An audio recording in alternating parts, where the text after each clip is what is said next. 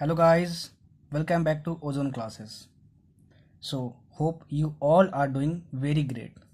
मैंने आपको बोला था कि न्यूटन्स लॉज पढ़ो, ठीक है। मेरे लेक्चर देखो और उसके बाद खूब सारे क्वेश्चंस बनाओ। होप कि आपने बहुत सारे क्वेश्चंस बनाए होंगे। अगर उसमें से कोई डाउट आया होगा आपको तो कमेंट सेक्शन में आप कमेंट करके हमें बताओ, ठीक है ना। तो न्यूटन्स लॉज हमने पढ़ चुका था। जो भी डाउट होगा आप कमेंट में बताओ, मैं कोशिश करूँगा कि मैं मैक्सिमम रिप्लाई करूँ, ठीक है। क्योंकि हम यहाँ पे क्यों हैं, आपकी मदद करने के लिए हैं। तो आप ज़्यादा क्वेश्चन बनाओगे तभी तो डाउट पूछोगे, ठीक है। फिर हमारा न्यूटन्स लॉज कंप्लीट हो गया था और आज हम लोग पढ़ेंगे फ्रिक्शन।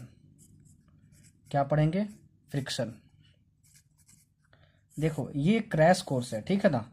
इस क्रैश कोर्स में हमारे पास कुछ लिमिटेड टाइम है, कम समय में हम लोग को ज़्यादा आउटपुट लेना है, ठीक है। इसलिए मैं इम्पॉर्टेंट थ्योरी सारी कवर करूंगा नीट पॉइंट ऑफ व्यू से, और जितने भी अच्छे क्वेश्चंस आए हुए हैं सब कुछ कवर करूंगा, और जितने टाइप के क्वेश्चंस पॉसिबल हैं वो भी कवर करूंगा, ठीक है। अगर कोई क्वेश्चन छूट जाता है, ठीक है, तो उसको आप बनाओ, कोई एक पार्टिकुलर बुक पकड़ो और उसको बनाओ, ठीक है। डाउट आए तो पूछो, मैं हूँ ही आप लोगों के लिए, ठीक है ना। तो आप क्वेश्चंस बनाओगे तभी तो डाउट पूछोगे। क्वेश्चन बनाओ, पूछो, मैं आपकी ज़रूर मदद करूँगा। तो चलो हम लोग फ्रिक्शन पढ़ते हैं। देखो बहुत इंपॉर्टेंट चैप्टर है और बहुत ज़्यादा चांसेस रहते हैं कि यहाँ से, ठीक है, नेट में क्वेश्चन आएगा। आता भी है तो एक क्वेश्चन ज़रूर आता है, ठीक है ना। तो चलो हम लोग पढ़ते हैं फ्रिक्शन। देखो सबसे पहले फ्रिक्शन होता क्या है, तो ये समझ लो कि ये एक फोर्स है, ठीक है ना। It is a type of force. अगर हमारे पास एक सरफेस है और अगर तुमको क्वेश्चन में ये बोला हुआ है ना कि ये सरफेस रफ है, तो तुरंत ये समझ जाना कि ये जो सरफेस है उस पे फ्रिक्शन फोर्स लगने वाला है, ठीक है। पहली पॉइंट, अगर ये सरफेस रफ दिया हो तो समझ जाना कि फ्रिक्शन फोर्स लगने वाला है। फ्रिक्शन फोर्स क्या है? प्रेजेंट है। अगर ये सरफेस आपको स्मूथ दिया हो तो आप ये समझ जाना कि जो फ्रिक्शन फोर्स है वो एक्ट नहीं करेगा और उसकी वैल्यू जीरो होगी। मतलब फ्रिक्शन फोर्स क्या है? अब्सेंट है। तो ये दो चीज़ों का ध्यान रखना कि रफ क्या होता है और स्मूथ क्या होता है, ठीक है। चलो अब फ्रिक्शन फोर्स आता क्यों है ये देखो। बहुत पहले ये बोला जाता था ना कि अगर मान लो इस पे कोई ब्लॉक रखा हुआ है, ठीक है, तो ये जो ब्लॉक का देखो जो लोअर पार्ट है और यहाँ पे जो लोअर पार्ट है वो इस सरफेस के कांटेक्ट में है। तो जब माइक्रोस्कोप से देखा गया ना तो ये जो लोअर पार्ट है ना वो एकदम प्लेन नहीं दिखा, वो कुछ इस तरीके से दिखा। ये लोअर पार्ट देखो ऐसे दिखा, ठीक। इसको इरेगुलरिटीज बोलते हैं। और ये भी जो सरफेस है जो आपको दिख रहा है, ठीक है ना, ये पार्ट और ये पार्ट कांटेक्ट में है, ठीक है। ये भी प्लेन नहीं दिखा, वो भी ऐसे दिखा, ठीक है। तो पहले ये बोला जाता था कि इसका जो इरेगुलरिटीज है और इस सरफेस का जो इरेगुलरिटीज है, मतलब पॉइंट ऑफ कांटेक्ट पे, एरिया ऑफ कांटेक्ट पे, ठीक है ना, वो इस तरीके से कुछ लॉक हो जाता है। देखो ये ऐसे लॉक हो जाता है, ठीक। तो देखो इसका जो गैप वाला पॉइंट था, इसका जो गैप वाला पॉइंट था, ये वाला इसमें फिक्स हो गया, देखो। तो अगर बताओ इस चीज को आप स्लाइड करने की कोशिश करोगे तो ये वाला पार्ट ये वाली चीज तोड़ेगा तभी तो आगे जाएगा, ठीक है। मतलब कि एक दूसरे को ये इंटरलॉक कर चुके हैं। तो ऊपर वाली चीज को खींचने के लिए, मतलब ब्लॉक को खींचने के लिए ये सारे बॉन्ड्स को आपको तोड़ना होगा, ठीक है। तो तोड़ने के वजह से एक रिजल्टेंट फोर्स आता है, ठीक है ना, उसको हम लोग बोलते हैं फ्रिक्शन फोर्स, ठीक है। ये पहले ऐसा सोचा जाता था। बाद में जो अभी मॉडर्न व्यू है वो क्या है, देखो वो ये बोला जाता है कि देखो ये सरफेस इसके कांटेक्ट में है, मतलब ब्लॉक का ये पार्ट इसके कांटेक्ट में है, तो इसके बॉटम पार्ट में एटम्स मॉलिक्यूल्स होंगे, इस सरफेस के भी इस वाले पार्ट में एटम्स मॉलिक्यूल्स होंगे। तो इन दोनों में कुछ फोर्सेस ऑफ अट्रैक्शन होते हैं और ये दोनों एक दूसरे में बॉन्ड बना लेते हैं, ठीक है। तो जब इसको तुम स्लाइड करोगे, देखो इसको स्लाइड करोगे तो ब्लॉक कुछ अब यहाँ आने की कोशिश करेगा, ठीक है। तो इन दोनों, ये इसका जो बॉटम सरफेस है और इस ग्राउंड का जो अपर सरफेस है, इन दोनों के फोर्सेस ऑफ अट्रैक्शन को तो तुम तोड़ोगे तभी तो ये वाला ब्लॉक यहाँ पे आएगा, ठीक है ना। तो बॉन्ड तोड़ना जरूरी है, ठीक है। तो बॉन्ड टूटता है, ठीक है, उसके वजह से एक फोर्स जनरेट होता है, उसको हम लोग बोलते हैं क्या? Friction force. उसको क्या हम लोग बोलते हैं? Friction force. होप कि आपको समझ में आ गया होगा, ठीक है, कि इन दोनों के बीच में फोर्सेस ऑफ अट्रैक्शन होते हैं एटम्स और मॉलिक्यूल्स के बीच में। जब इसको आप स्लाइड करते हो तो वो बॉन्ड्स या फिर फोर्सेस ऑफ अट्रैक्शन कमजोर पड़ने लगते हैं, टूटने लगते हैं, तो एक फोर्स जनरेट होता है, एक फोर्स जनरेट होता है और वो फ्रिक्शन फोर्स होता है, ठीक है ना। अब फ्रिक्शन एक टाइप का फोर्स है तो ये वेक्टर ही होगा, ठीक है। अगर वेक्टर आ गया तो सर ने बताया था कि साइन कन्वेंशन का यूज करना ही करना है, ठीक है ना। चलो, अब मेनली दो टाइप की फ्रिक्शन हम लोग को पढ़ना है। एक पढ़ना है स्टैटिक फ्रिक्शन और एक पढ़ना है काइनेटिक फ्रिक्शन, ठीक है। एक पढ़ना है काइनेटिक फ्रिक्शन। चलो, इसको समझने से पहले हम लोग एक ग्राफ देख लेते हैं। देखो, ये ग्राफ कुछ ऐसा है, ठीक है। इस ग्राफ को मैं एक्सप्लेन करूंगा, पहले ग्राफ देख लो। ये है आपका फोर्स ऑफ फ्रिक्शन, ये है आपका फोर्स ऑफ फ्रिक्शन और ये है आपका अप्लाइड फोर्स, ठीक। ये है आपका अप्लाइड फोर्स। तो ये ग्राफ कुछ ऐसे जाता है, देखो ऐसे, और फिर ये वाली जो लाइन है, ये वाली जो लाइन है वो इस एक्स एक्सिस के पैरेलल हो जाती है, और ये जो एंगल है ना वो 45 डिग्री होता है। यही मजे की बात है। कभी कभार क्या करता है ना, एग्जाम में ये ग्राफ दे देता है और बोलता है कि भाई बताओ ये एंगल कितना है, तो ये एंगल 45 डिग्री, ठीक है। चलो, ये एंगल कुछ भी हो सकता है, वो अलग बात है, लेकिन ये स्ट्रेट लाइन रहने वाला है, ये वाला पार्ट, ये स्ट्रेट लाइन रहने वाला है। अब इस ग्राफ से आप देख सकते हो कि फोर्स ऑफ फ्रिक्शन की यहां से यहां वैल्यू इंक्रीज करी है, देखो, मतलब कि फ्रिक्शन की मैक्सिमम वैल्यू है ये एफ मैक्स, ठीक है। इसके बाद तुम देख रहे हो अप्लाइड फोर्स तो इंक्रीज हो रहा है, लेकिन इसकी वैल्यू यहाँ से थोड़ी सी डिक्रीज हुई, ठीक है। उसके बाद फिर कांस्टेंट हो गए टाइम के साथ, ठीक है। मतलब इस वाले पार्ट में आप फोर्स बढ़ाते जा रहे हो तो फ्रिक्शन की वैल्यू नहीं चेंज हो रही है, ठीक है ना। बेसिकली ये वाला जो पार्ट है वो कैनेटिक फ्रिक्शन को डिनोट करता है, याद रखना। क्वेश्चन पूछा जाता है एग्जाम में, ग्राफ दे देगा, बोलेगा ये वाला पार्ट बताओ कौन से फ्रिक्शन को डिनोट करा, तो कैनेटिक फ्रिक्शन। और ये वाला जो पार्ट है ना, पूरा ये वाला पार्ट, ठीक है, ओ ए वाला पार्ट, ठीक है ना, वो डिनोट करता है स्टैटिक फ्रिक्शन को। किसको करता है? स्टैटिक फ्रिक्शन को। तो इस ग्राफ से, ठीक है ना, ये डाटा आपको मिल सकता है, ठीक है। ये क्वेश्चन आपको आ सकते हैं कि बताओ ये जो ग्राफ ड्रॉ करता है वो किसके किसके बीच में ड्रॉ करना है, फोर्स ऑफ फ्रिक्शन और अप्लाइड फोर्स के बीच में, ठीक है। ये वाला जो पार्ट है वो क्या होता है, कैंडिडेट फ्रिक्शन को डिनोट करता है। ये वाला जो पार्ट है किसको डिनोट करता है, स्टैटिक फ्रिक्शन को डिनोट करता है। चलो, अब ये तो समझ में आ गया। अब बोलोगे सर आप बता दिए स्टैटिक और ये कैनेटिक, ये सब है क्या? देखो, सब कुछ अच्छे से समझ में आएगा, अपने आप पे भरोसा रखो, ठीक ना। सर तुमको सब कुछ पढ़ाएंगे, और ये दिमाग में हमेशा रखना कि जो पढ़ूंगा वो समझ में आएगा। अगर पहले से सोच के बैठे हो कि अरे नहीं भाई नहीं समझ में आएगा, पता नहीं सर कैसे पढ़ाने वाले हैं, तो भाई उससे फिर कोई फायदा नहीं होने वाला, ठीक है ना। ये सोचो कि कुछ भी पढ़ाएंगे सर, मेरे पास ये एबिलिटी है कि मैं उसको समझ सकता हूँ, ठीक है ना। इन नटसेल ये बोलना चाहता हूँ कि अपने आप पे भरोसा करना सीखो, ठीक है। अपने आप पे भरोसा करोगे तो सब कुछ आसान हो जाएगा, ठीक है। तो चलो हम समझते हैं अब इसकी स्टैटिक फ्रिक्शन क्या होता है और कैनेटिक फ्रिक्शन क्या होता है। चलो, स्टैटिक फ्रिक्शन, सबसे पहले हम लोग देखते हैं स्टैटिक फ्रिक्शन। देखो, मान लो हमारे पास एक सरफेस है, उस पर एक ब्लॉक रखा हुआ है, ठीक है, और ये सरफेस स्मूथ नहीं है, ये रफ है।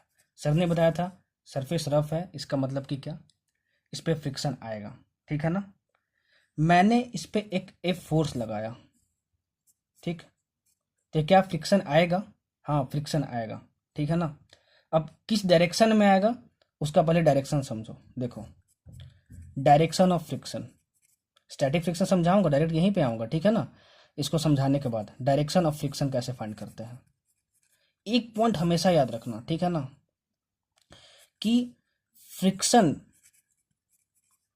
Always opposes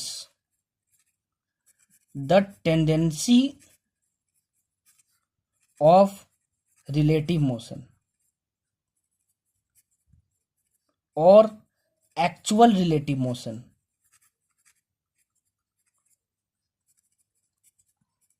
between two contact surfaces। Sir ये सब क्या बता दी हाई फाई, मुझे तो इंग्लिश समझ में आता ही नहीं था। तो देखो भाई, मैं हिंदी में आपको अच्छे से एक्सप्लेन करता हूँ, ठीक ना, एकदम प्यारे से लैंग्वेज में। ये मैंने लिखवाया क्या है, ठीक है। इतने सुंदर सुंदर एग्जाम्पल समझाऊंगा तो कि आप भी बोलोगे वाह सर क्या एग्जाम्पल लिया आपने। और कभी भी डायरेक्शन ऑफ फ्रिक्शन में गलती नहीं करोगे, ठीक है। कभी कभी डायरेक्ट क्वेश्चन ही आ जाता है कि बताओ डायरेक्शन ऑफ फ्रिक्शन क्या होगा। तो चलो हम लोग देखते हैं इस लाइन का मतलब क्या है, ठीक है ना। देखो, इससे पहले दूसरा पॉइंट भी समझ लेना कि डायरेक्शन ऑफ फ्रिक्शन फाइंड करने के लिए कुछ देर के लिए मान लो, एज्यूम, सिर्फ एज्यूम करना है, assume that surface is smooth. ठीक है, मतलब कि मान लो कि सरफेस फ्रिक्शन लेस है। ठीक है, then see that in which direction the block has tendency to move, block has tendency to move, then apply friction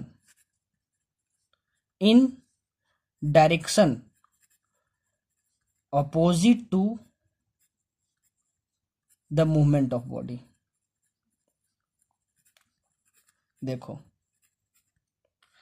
ये दोनों पॉइंट याद रखना बहुत इंपॉर्टेंट है, बहुत ज़्यादा इंपॉर्टेंट। ये दोनों पॉइंट हमेशा याद रखोगे तो कभी भी डायरेक्शन ऑफ फ्रिक्शन गलत नहीं करोगे। ठीक है ना, तो देखो मैं इसको दोनों पॉइंट को अच्छे से एक्सप्लेन कर रहा हूँ। ठीक है ना, ध्यान से समझते जाना। देखो, ये आपका ब्लॉक है। ठीक है, ये आपका ब्लॉक है एम मास का, और ये सरफेस क्या है, रफ है। रफ मतलब कि फ्रिक्शन है यहाँ पे। इस पे आपने एक एफ फोर्स लगाया, तो देखो friction always opposes the tendency of relative motion और actual relative motion between two contact surfaces.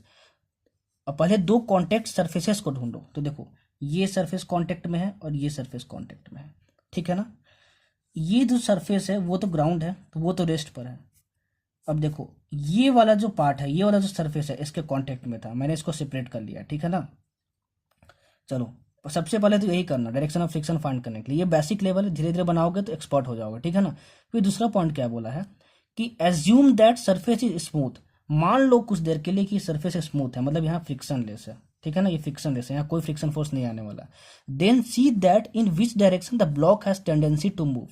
इसको फ्रिक्शन लेस मान लो, फिर देखो कि ब्लॉक किस साइड मूव करेगा। तो देखो अगर ये फ्रिक्शन लेस हो गया तो हम समझ गए कि फ्रिक्शन यहाँ पे नहीं है, ये मैं मान रहा हूँ बस डायरेक्शन फाइंड करने के लिए। तो आपके पास एफ फोर्स तो यहाँ पे लगा ही हुआ है, तो ये ब्लॉक किस साइड जाएगा जरा बताओ।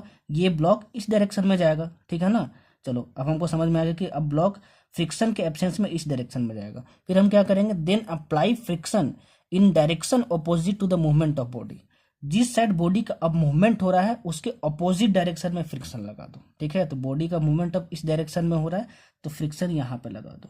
देखो ये पार्ट कांटेक्ट में है ना, ये पार्ट तो कांटेक्ट में है ना, इसलिए मैंने यहाँ फ्रिक्शन नहीं लगाया। ये पार्ट कांटेक्ट में है तो स्मॉल एफ ये फ्रिक्शन की वैल्यू हो गई। ठीक है ना, और इसके अपोजिट डायरेक्शन में फिर से।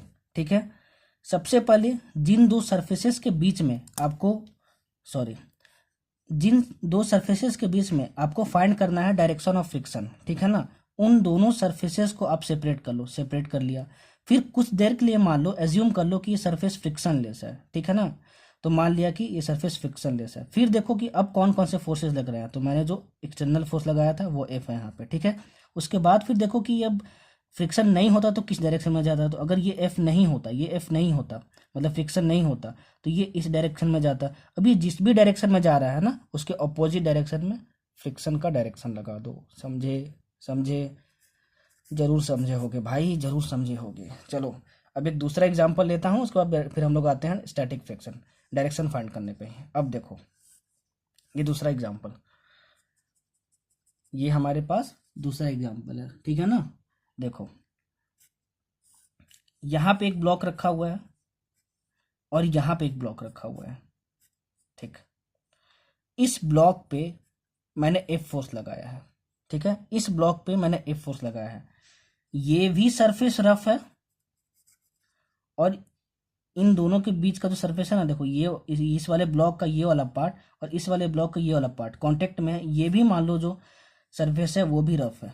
रफ मतलब दोनों में फ्रिक्शन प्रेजेंट है। ठीक है, तो बताओ कि यहाँ पे और यहाँ पे सिर्फ डायरेक्शन ऑफ फ्रिक्शन क्या होगा। ठीक, बहुत सिंपल तरीके से करना, घबराना नहीं कि अरे अब तो दो ब्लॉक आ गया सर। देखो मैंने क्या बताया था कि जिन दो सरफेसेस के बीच में, ठीक है ना, आपको डायरेक्शन ऑफ फ्रिक्शन फाइंड करना है, सबसे पहले दोनों को सेपरेट कर लो। मैं क्या करता हूँ कि पहले इस वाले सरफेस और इसका ये वाले सरफेस कांटेक्ट में है, इन दोनों सरफेस के बीच में मैं फ्रिक्शन का डायरेक्शन फाइंड करता हूँ।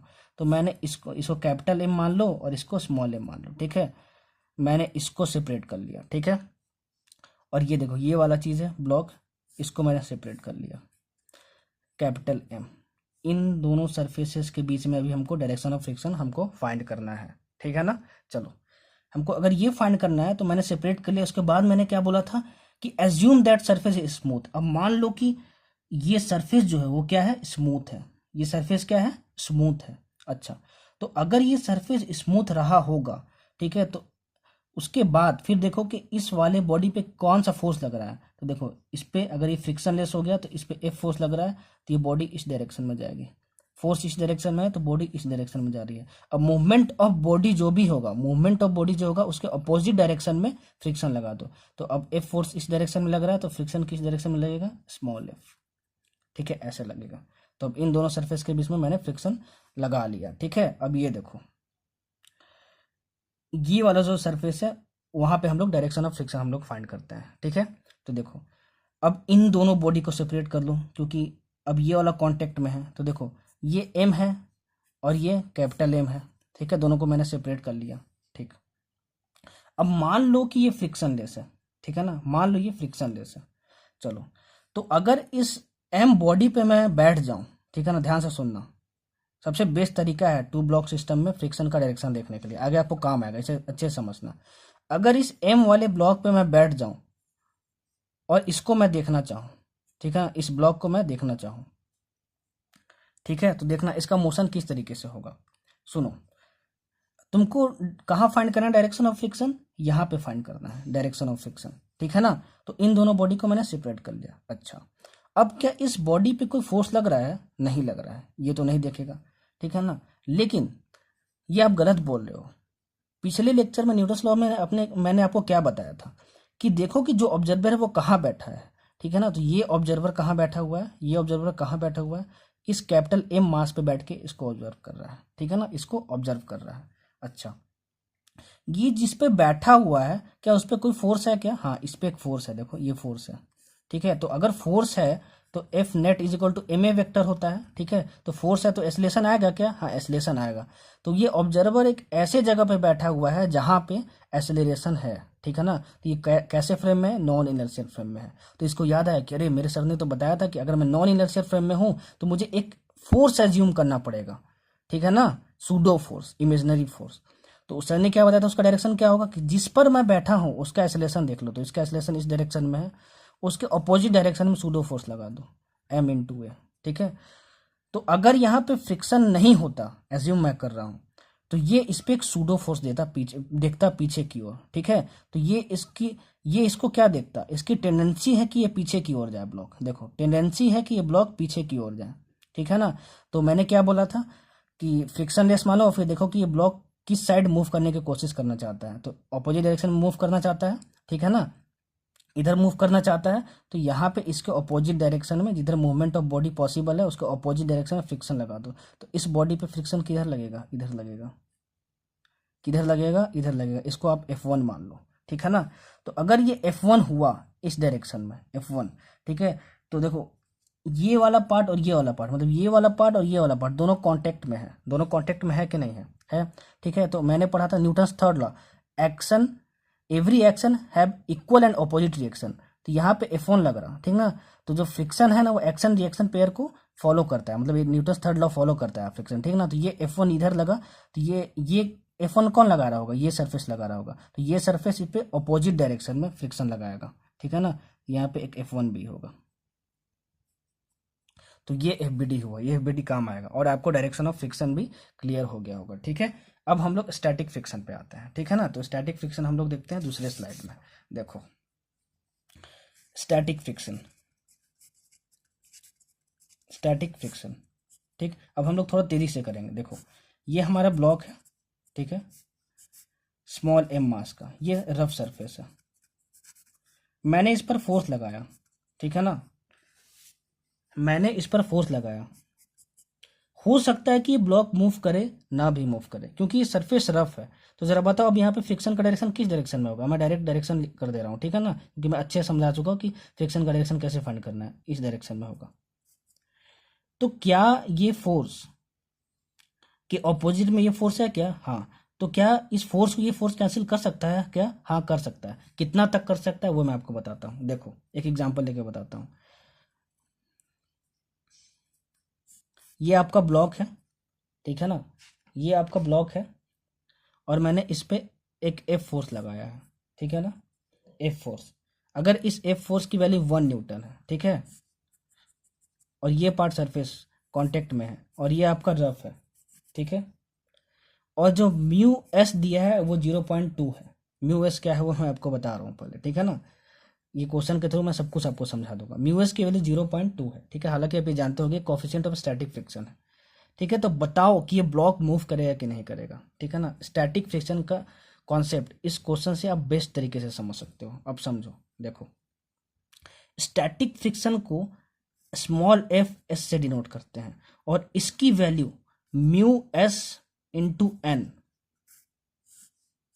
के इक्वल होती है या उससे कम होती है। बहुत सारे बच्चे यहाँ पे ये मिसकॉन्सेप्शन रखते हैं कि जो फ्रिक्शन की वैल्यू होती है, स्टैटिक फ्रिक्शन की वैल्यू होती है, ये क्या है, स्टैटिक फ्रिक्शन, स्टैटिक फ्रिक्शन की वैल्यू होती है वो होती है sir mu S into N. नहीं, ये गलत है, ठीक है। देखो स्टैटिक फ्रिक्शन की वैल्यू म्यू एस एन के इक्वल होती है या फिर उससे कम होती है, ठीक है ना। तो आप यहां से ये देख सकते हो कि जो स्टैटिक फ्रिक्शन है ना उसकी वैल्यू कुछ भी हो सकती है, ठीक है ना, म्यू एस एन भी हो सकती है, उससे कम भी हो सकती है। तो स्टैटिक फ्रिक्शन एक वेरिएबल फोर्स है, ठीक है ना, वो फोर्स पे डिपेंड करता है आप फोर्स कितना लगा रहे हो, ठीक है। वो आगे हम लोग देखेंगे कि आप फोर्स कितना लगाते हो। पहला पॉइंट ये जो म्यू एस है ना उसको हम लोग बोलते हैं coefficient of static friction, coefficient of static friction, ठीक है। स्टैटिक फ्रिक्शन की वैल्यू कभी भी म्यू एस इंटू एन नहीं होती है, ठीक है ना, इस चीज को याद रखना। सिर्फ ये नहीं होती है, इसकी बहुत सारी वैल्यूज पॉसिबल है। Mu S N maximum value होती है, ठीक ना, या फिर उससे कम भी स्टैटिक फ्रिक्शन हो सकता है। देखो यहाँ पे कम का साइन है, ठीक ना, कि म्यू एस एन से कम भी वैल्यू हमारे पास पॉसिबल है, ठीक है, ये हम लोग देख लिए। अच्छा, तो इस एफ एस की मैक्सिमम वैल्यू कितनी हो सकती है स्टैटिक फ्रिक्शन की? F S max is equal to mu S into N, ठीक है ना, क्योंकि देखो ये इक्वल है या फिर उससे कम है तो मैक्सिमम वैल्यू कितना होगा, म्यू एस एन होगा। तो एफ एस मैक्स अगर आप बोलोगे ना तो वो म्यू एस इंटू एन होगा, ठीक, म्यू एस इंटू एन होगा, ये याद रखना। और ये भी याद रखना, ठीक है, ये जो स्टैटिक फ्रिक्शन है इसकी वैल्यू मैक्सिमम ये है, उससे कम भी हो सकती है, कुछ भी वो अपनी वैल्यू अपनी मर्जी से एडजस्ट कर सकता है। इसीलिए स्टैटिक फ्रिक्शन को हम लोग सेल्फ एडजस्टिंग फोर्स भी बोलते हैं, सेल्फ एडजस्टिंग फोर्स भी बोलते हैं, ठीक है। तो कौन सा फ्रिक्शन सेल्फ एडजस्टिंग कहलाता है? स्टैटिक फ्रिक्शन कहलाता है, ठीक है ना। तो इसकी मैक्सिमम वैल्यू कितनी होती है? म्यू एस इंटू एन होती है। क्या ये वैल्यू हमेशा रहती है? नहीं, ये वैल्यू हमेशा नहीं रहती है, वो वैल्यू इतना मैक्सिमम होती है, उससे कम भी हो सकती है, ठीक है ना। वो अपने मर्जी से अपना फोर्स चेंज कर सकता है, ठीक है ना, लेकिन मैक्सिमम कितना चेंज कर सकता है? म्यू एस इंटू एन कर सकता है। ये नॉर्मल क्या है? नॉर्मल है, नॉर्मल फोर्स। एन क्या है? Normal force between two contact surfaces, between two contact surfaces, ठीक है ना। देखो अब हम लोग दोबारा इस क्वेश्चन पे आते हैं। F is equal to 1 newton है, इस ब्लॉक का जो मास है ना, उस ब्लॉक का जो मास है वो M is equal to 2 kg है मान लो, ठीक है, और G की वैल्यू हम लोग को लेनी है 10 मीटर पर सेकेंड स्क्वायर, ठीक। आपको ये देखना है कि ये जो ब्लॉक है वो मूव करेगा कि नहीं करेगा, ठीक है ना, मूव करेगा कि नहीं करेगा, और अगर मूव करेगा तो इसका एक्सेलरेशन कितना होगा। देखो सबसे पहले फ्रिक्शन के क्वेश्चन में आप एफबीडी बना लेना, ठीक है ना। तो इसका मैं एफबीडी बनाता हूं, देखो इसका मैं एफबीडी बनाता हूं। तो ये वाला पार्ट इस सरफेस के कांटेक्ट में है, तो वर्टिकल डायरेक्शन में एक नॉर्मल फोर्स लगेगा एन, अर्थ इसको mg फोर्स से नीचे खींचेगा, ठीक है। आपने एक एक्सटर्नल फोर्स लगाया है एफ, ठीक है। अच्छा, डायरेक्शन ऑफ फ्रिक्शन क्या होगा? इधर होगा, मैं समझा चुका हूँ, ठीक है, स्मॉल एफ। ये जो ब्लॉक है इस डायरेक्शन में मूव करने की कोशिश करेगा, अगर फ्रिक्शन नहीं होता तो मूवमेंट ऑफ बॉडी इस डायरेक्शन में होगी, तो उसके ऑपोजिट डायरेक्शन में फ्रिक्शन लगा दो, स्मॉल एफ, ठीक है। तो क्या इसका वर्टिकल मोशन पॉसिबल है क्या? ये ब्लॉक हवा में उड़ रहा है क्या? नहीं उड़ रहा है, तो इस डायरेक्शन में, वर्टिकल डायरेक्शन में इक्विलिब्रियम में है, तो N is equal to M G होने वाला है। तो एन की वैल्यू कितनी आएगी? एम कितना है आपके पास? 2 है, इंटू जी मतलब 10, मतलब 20 न्यूटन, ठीक है। ये आपको आया समझ में? ठीक, जरूर आया होगा भाई, मैं समझा रहा हूँ, ठीक है, इतना तो कॉन्फिडेंट है कि अच्छा सकता हूँ मैं, बस आप मेहनत करो। ये क्योंकि क्रैश कोर्स है ना, तो मैं आपको थोड़ा जल्दी जल्दी पढ़ा रहा हूँ, ठीक है ना, और सिर्फ इम्पोर्टेंट टॉपिक हाईलाइट कर रहा हूँ।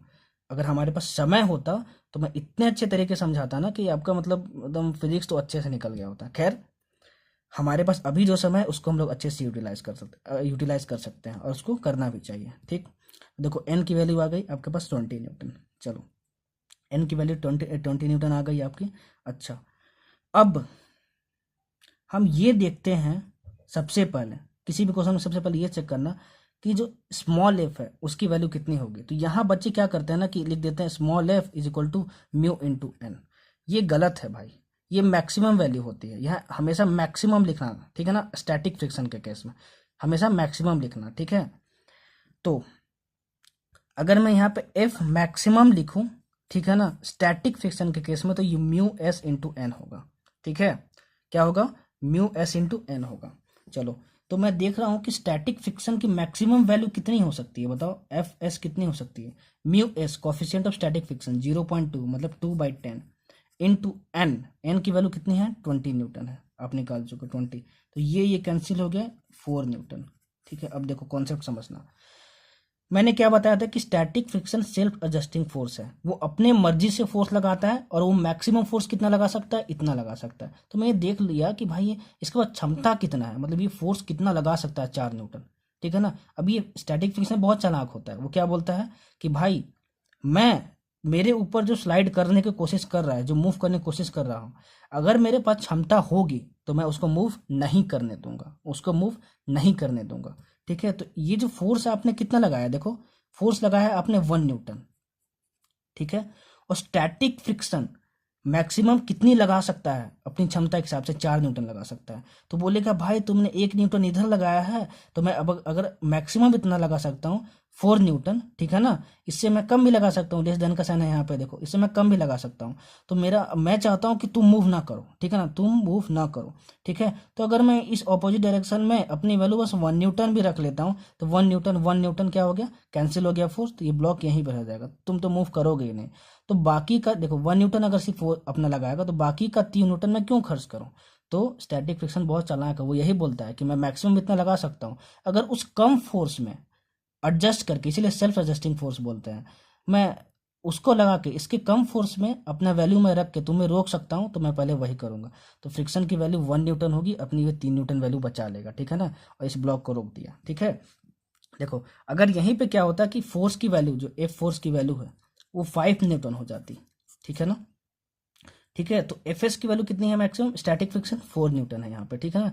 बोलेगा इतनी मेरी मैक्सिमम क्षमता है, ये मैक्सिमम वैल्यू होती थी म्यू एस इंटू एन, मैं इतना मैक्सिमम लगा सकता हूँ, और मैं चाहता हूँ कि तुम मूव ना करो, ठीक है ना, तुम मूव ना करो। तो देखो बोलेगा भाई तुमने तो अब लगा दिया 5 न्यूटन, ठीक है ना, अब 5 न्यूटन अगर तुमने लगा दिया है, तो मैं मैक्सिमम 4 न्यूटन लगा सकता हूँ, ठीक है ना। तो अगर तुमने 5 न्यूटन लगा दिया है, ठीक है, अगर तुमने 5 न्यूटन लगा दिया है, तो मैं मैक्सिमम 4 न्यूटन लगा सकता हूँ। तो मैं पूरी कोशिश करूंगा कि तुमको रोक सकूं, तो ये अपनी मैक्सिमम क्षमता लगा देगा, ठीक है ना। लेकिन तब भी अब देखो ब्लॉक को रोक नहीं पाएगा, ठीक है, क्योंकि अब नेट फोर्स आ जाएगा 5 - 4 1 इस डायरेक्शन में, ठीक है ना, इस डायरेक्शन में आ जाएगा, तो अब ये ब्लॉक मूव कर जाएगा। ठीक है, तो स्टैटिक फ्रिक्शन की मैक्सिमम वैल्यू ये होती है, और ऐसे चेक करते हैं कि ब्लॉक ये मूव करेगा कि नहीं करेगा। तो 1 न्यूटन का फोर्स लगाते, तो इसकी मैक्सिमम वैल्यू 4 न्यूटन है, तो ये बोलेगा मैं 1 ही न्यूटन अपना खर्च करूंगा, क्योंकि मैं सेल्फ एडजस्टिंग हूँ, मैं बहुत चालाक हूँ, तो मैं तुमको मूव नहीं करना दूंगा। ठीक है, स्टैटिक फ्रिक्शन जो है हमेशा चाहता है कि ब्लॉक मूव ना करे, ठीक ना, अगर उसके क्षमता के अंदर में है तो, ठीक है। लेकिन अब आपने 5 न्यूटन लगा दिया, तो बोलेगा भाई मैं यहाँ पे 4 न्यूटन मैक्सिमम लगा सकता हूँ, अब तो तुम 5 न्यूटन लगा दिए, तो नेट इधर 1 न्यूटन फोर्स आ गया, तो अब मेरी क्षमता से बाहर है, अब इस ब्लॉक को तुम ले जाओ भाई जहाँ पे ले जाना है। ठीक है, तो static friction self adjusting force है, ठीक है, इस बात को ध्यान में रखना, इसकी मैक्सिमम वैल्यू इतनी होती है।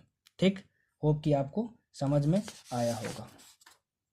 चलो, अब पढ़ते हैं हम लोग काइनेटिक फ्रिक्शन, हम लोग पढ़ते हैं काइनेटिक फ्रिक्शन। ठीक, देखो जो पिछला वाला क्वेश्चन था ना हमारे पास, एम की वैल्यू 2 kg थी यहाँ पर, ठीक है ना, म्यू एस आपका कितना था 0.2, कोफिशिएंट ऑफ स्टैटिक फ्रिक्शन, ठीक है ना, और जी की वैल्यू 10 मीटर/सेकंड स्क्वायर थी। ठीक है, एन की वैल्यू कितनी आ गई थी हमारे, N is equal to M G आ गया था, तो ये 2 × 10 20 न्यूटन आ गया था, और एफ एस की जो मैक्सिमम वैल्यू आई थी, ठीक है ना, वो कितनी आई थी हमारे पास, 4 न्यूटन आई थी, ठीक है ना। तो कितना होगा आपका 2/10 म्यू एस इंटू एन, मतलब 20।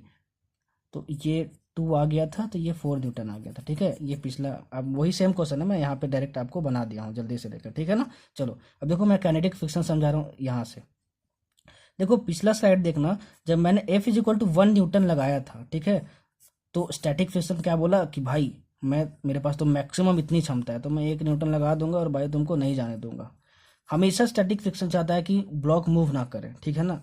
लेकिन जब तुमने F is equal to 5 newton का फोर्स लगाया था, ठीक है, तो यहाँ 5 न्यूटन हो गया। अभी अपनी मैक्सिमम क्षमता भी लगा दे यहाँ पे, मतलब कि मैक्सिमम फोर्स भी अपना लगा दे 4 न्यूटन, तो क्या इस ब्लॉक को रोक पाएगा क्या? नहीं, मतलब ब्लॉक अब मूव करेगी, ठीक है ना।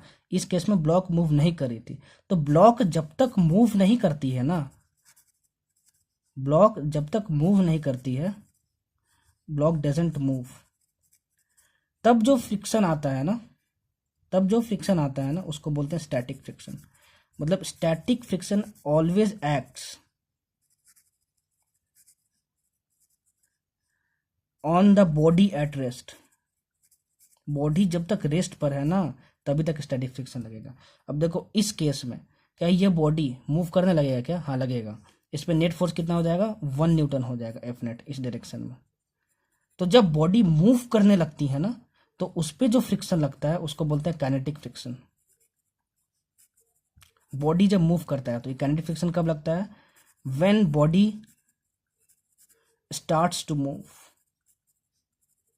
तब कैसा फ्रिक्शन लगता है? काइनेटिक फ्रिक्शन लगता है। तो बोले कि अगर बॉडी एक रेस्ट पर है, ठीक है ना, और उस बॉडी को तुम हिलाने की कोशिश कर रहे हो, ठीक है ना, तो उस पर कौन सा फ्रिक्शन लगेगा? स्टैटिक फ्रिक्शन लगेगा, ठीक है। जैसे इस केस में देखो, इस केस में स्टैटिक फ्रिक्शन लग रहा है। अब ये नहीं कि मैंने यहाँ पे ये रख दिया, ठीक है, रखा है, ये सरफेस रफ है, ठीक है, बताओ कि इस पे कौन सा फ्रिक्शन लगेगा? स्टैटिक फ्रिक्शन लगेगा कि काइनेटिक फ्रिक्शन लगेगा? तो बोलोगे सर आपने बोला था कि अरे बॉडी अगर रेस्ट पे है तो उस पर स्टैटिक फ्रिक्शन लगेगा।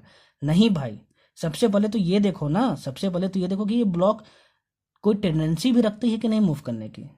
अगर आपने कोई फोर्स लगाया है नहीं, तो कोई टेंडेंसी है इस ब्लॉक की मूव करने की सरफेस पे? तो अगर कोई टेंडेंसी है ही नहीं तो फ्रिक्शन आएगा कहाँ से?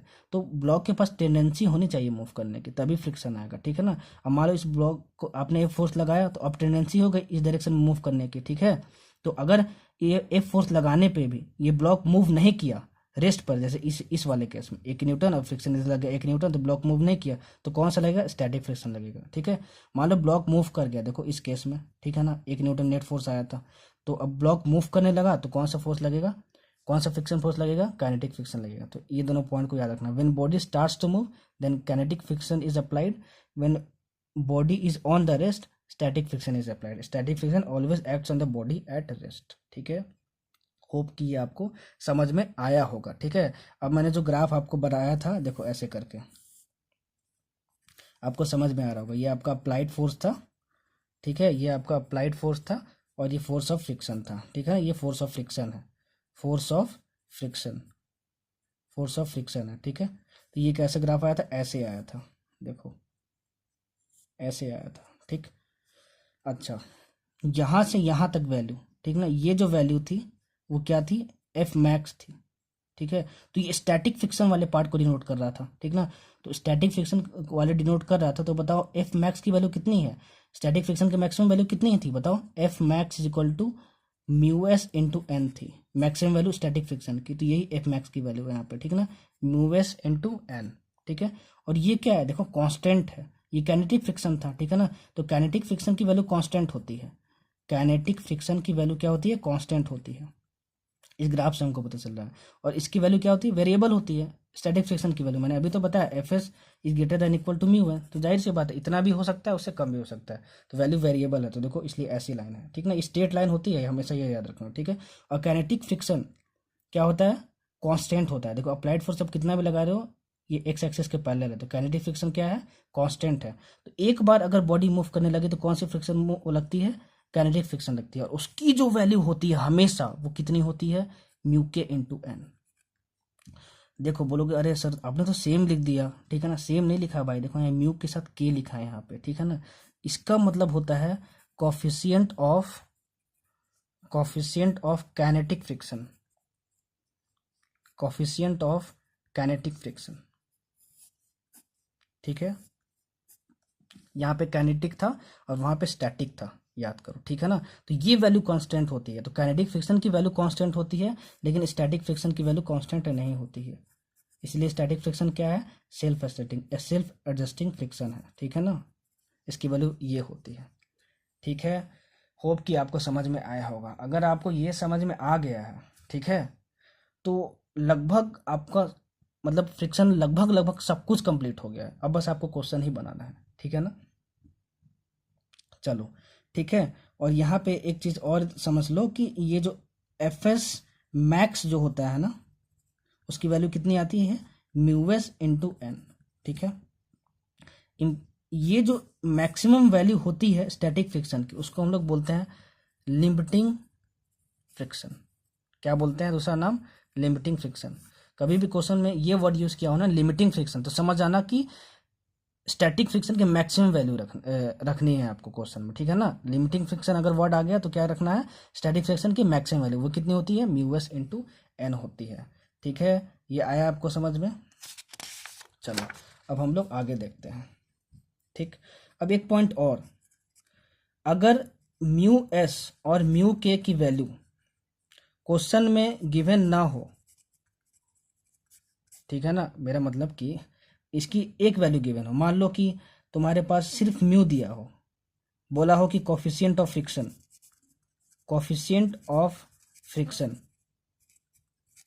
की जो वैल्यू है वो 0.2 है, तो आप ये बोलोगे सर बताओ कि आपने तो दो type of coefficient of friction बताया था, कोफिशिएंट ऑफ स्टैटिक फ्रिक्शन और कोफिशिएंट ऑफ काइनेटिक फ्रिक्शन, ठीक है।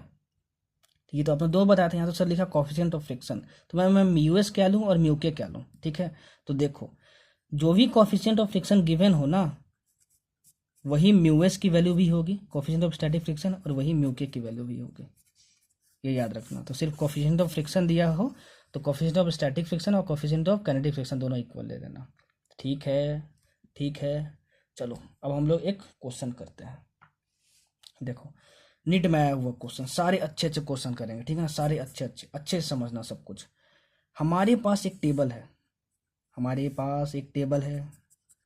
ठीक है। टेबल कुछ ऐसा है, सर ये क्या आप कांटा की तरह बना देते हो, भाई कांटा नहीं है, मतलब फिजिक्स में डिनोट करने का कोई तरीका है, आप ऐसे ऐसे भी कर दो, ठीक।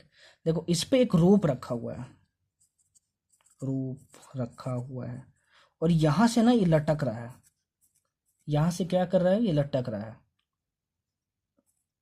ठीक है। चलो इस पूरे रोप का जो लेंथ है, length of rope is equal to capital L दिया है, ठीक है। देखो इसका ये वाला जो पार्ट है ना वो हैंगिंग है, ठीक है, मतलब लटक रहा है, और ये वाला पार्ट इसके कांटेक्ट में नहीं है, ठीक है।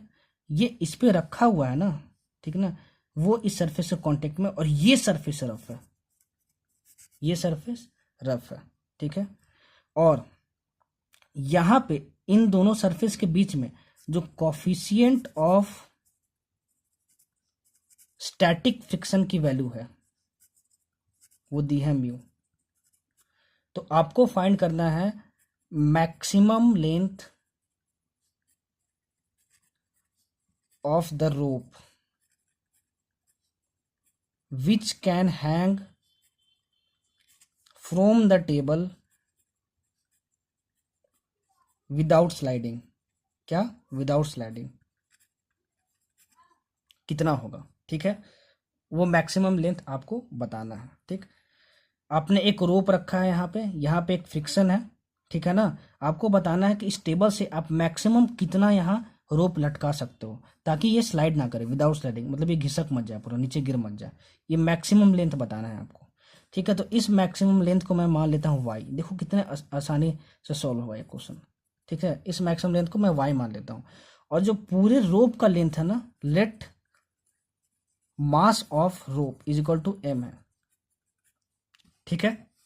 अच्छा तो जरा बताना, अगर मैं इस वाले पार्ट की बात करूं तो इस पार्ट का मास कितना होगा, तो देखो टोटल लेंथ ऑफ रोप कितना है, एल है, तो एल लेंथ का मास अगर एम है तो एक यूनिट का मास होगा एम बाई एल। तो अगर ये वाई पार्ट है तो वाई यूनिट्स का जो मास होगा वो होगा m/l इंटू वाई। ठीक है।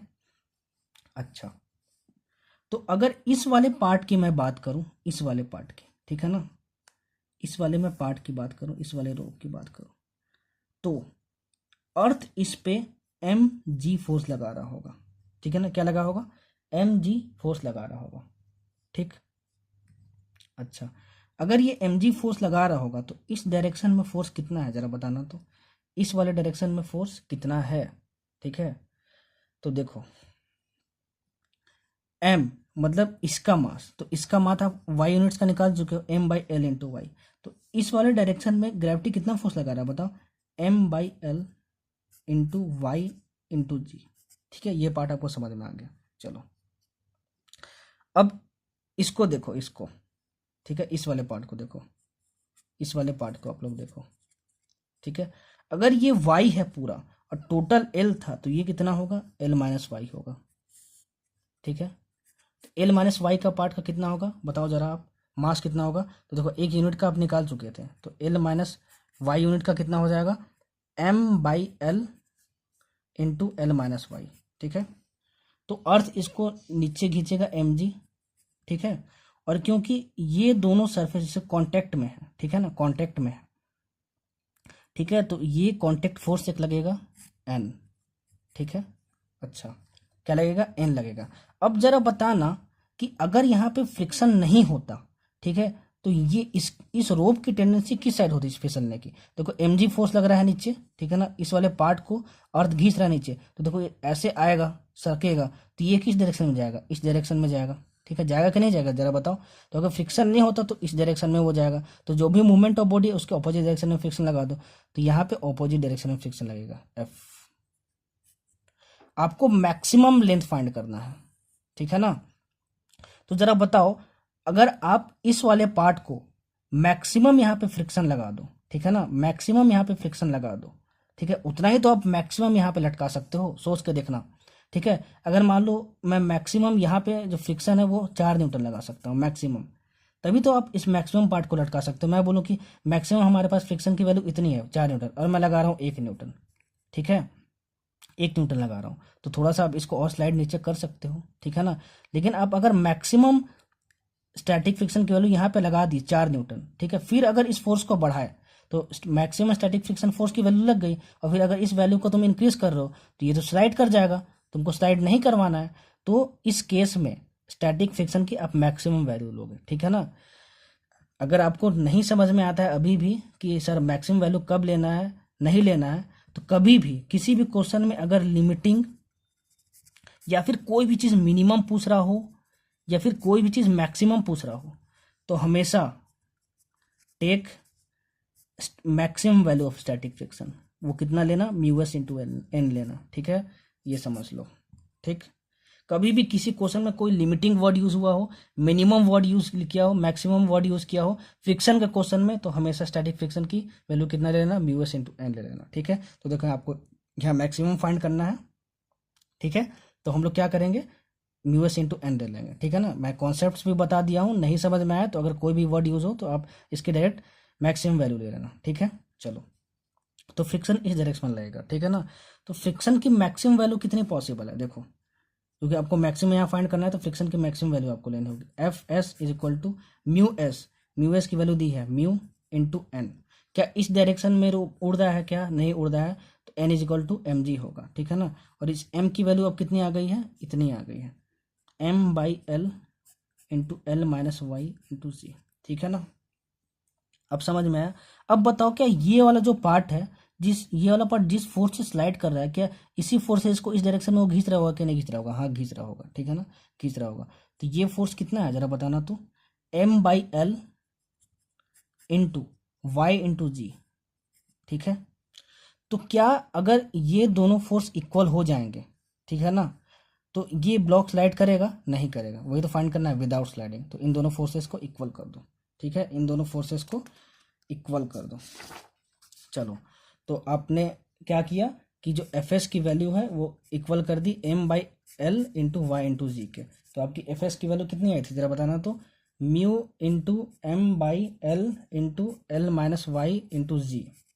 ठीक है, और ये किसके इक्वल हो गया, ये किसके इक्वल हो गया, m/l इंटू वाई इंटू जी।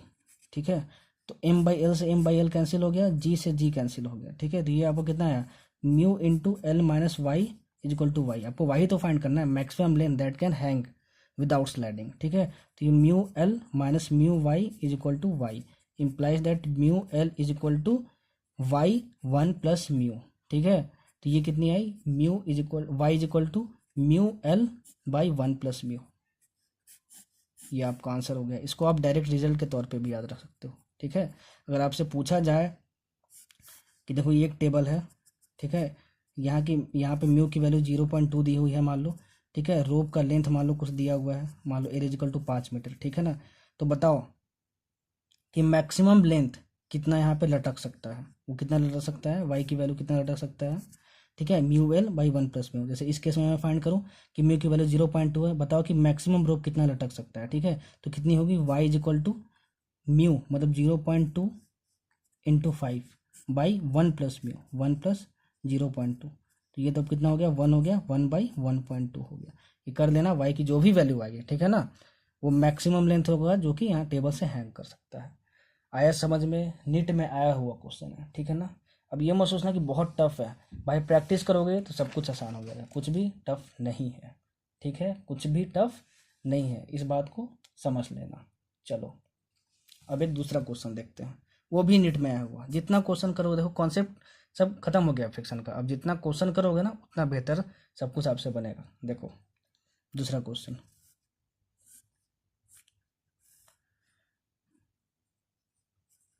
ये एक कार है। ठीक है, ये एक कार है और एक स्मॉल एम मास है यहाँ पे। ठीक है ना, ये जो सरफेस है, जो स्मॉल एम जो इसके कांटेक्ट में है ना, ठीक है ना, स्मॉल एम इसके कांटेक्ट में, इस कार के कांटेक्ट में है। ठीक है, ये यहाँ पे फ्रिक्शन है और जो कॉफिशिएंट ऑफ फ्रिक्शन की वैल्यू है क्वेश्चन में वो कितना है, म्यू इंटू, बस म्यू है समझ लो। ठीक है, कॉफिशिएंट ऑफ फ्रिक्शन की वैल्यू, तो आप कॉफिशिएंट ऑफ स्टैटिक फ्रिक्शन भी म्यू ले सकते हो, कॉफिशिएंट ऑफ काइनेटिक फ्रिक्शन भी म्यू लिख सकते हो। ठीक है ना, मैं आपको बता चुका हूँ। ठीक है, एक्सेलरेशन ड्यू टू ग्रेविटी तो जी होता ही है, आपको पता है। आपको क्वेश्चन में ये बताना है ना कि इस कार की कितनी एक्सेलरेशन होनी चाहिए, वो अल्फा है मान लो। ठीक है ना, ताकि ये जो ब्लॉक है इस पार्ट का, इस कार के पार्ट का कांटेक्ट ना छोड़े। इसकी कितनी एक्सेलरेशन होनी चाहिए, अल्फा। ठीक है ना, इस कार की कितनी एक्सेलरेशन होनी चाहिए, अल्फा, इस डायरेक्शन में, ताकि जो स्मॉल एम मास है इस वाले पार्ट के साथ कांटेक्ट ना छोड़े। समझ गए आपको क्या फाइंड करना है। चलो क्वेश्चन देखने में टफ लग रहा होगा, सॉल्यूशन इसका एक लाइन में है। देखो कैसे, ये जो स्मॉल एम मास है ना उसका आप एफबीडी बना लो। क्या कर लो आप, उसका एक एफबीडी बना लो, एम।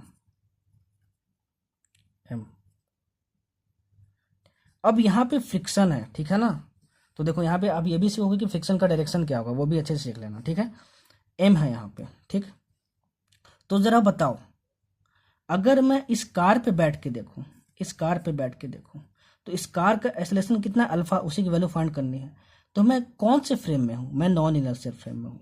ठीक है, तो अगर मैं हॉरिजॉन्टल डायरेक्शन में बात करूँ फोर्सेस की, इस हॉरिजॉन्टल डायरेक्शन में, ठीक है, तो अगर इस कार पे मैं बैठा हूँ, ठीक है, तो मैं बोलूँगा कि सर ने बताया था कि मैं नॉन इनर्शियल फ्रेम में हूँ, तो एक सूडो फोर्स हमको लेना पड़ेगा। ठीक है, तो ये जो आपका स्मॉल एम मास है ना, ठीक है, अब उसको देख रहे हो इस पे बैठ के। ठीक है, तो जिस पे मैं बैठा हूँ उसका एक्सेलरेशन देखो और अपोजिट डायरेक्शन में सूडो फोर्स लगा दो, तो एम इंटू अल्फा। ठीक है, और कोई हॉरिजॉन्टल डायरेक्शन में कोई फोर्स है क्या, नहीं है। चलो, ये आदमी अब वर्टिकल डायरेक्शन में देख रहा है, तो बोलेगा इसका तो मास एम है, तो इसको अर्थ नीचे खींच रहा होगा एम जी फोर्स से। ठीक है ना, अच्छा, अब देखो ये जो पार्ट था ना, वहां पे फ्रिक्शन है, क्या है, वहां पे फ्रिक्शन है। ठीक है, तो अगर यहाँ पे फ्रिक्शन है, तो अगर मैं क्या बोला था, फ्रिक्शन का डायरेक्शन फाइंड करना है, तो मान लो कुछ देर के लिए कि ये जो सरफेस है वो क्या है, फ्रिक्शन लेस है।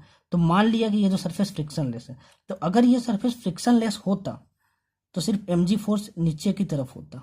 ठीक है ना, एम जी फोर्स नीचे की तरफ होता कि नहीं होता, हाँ होता।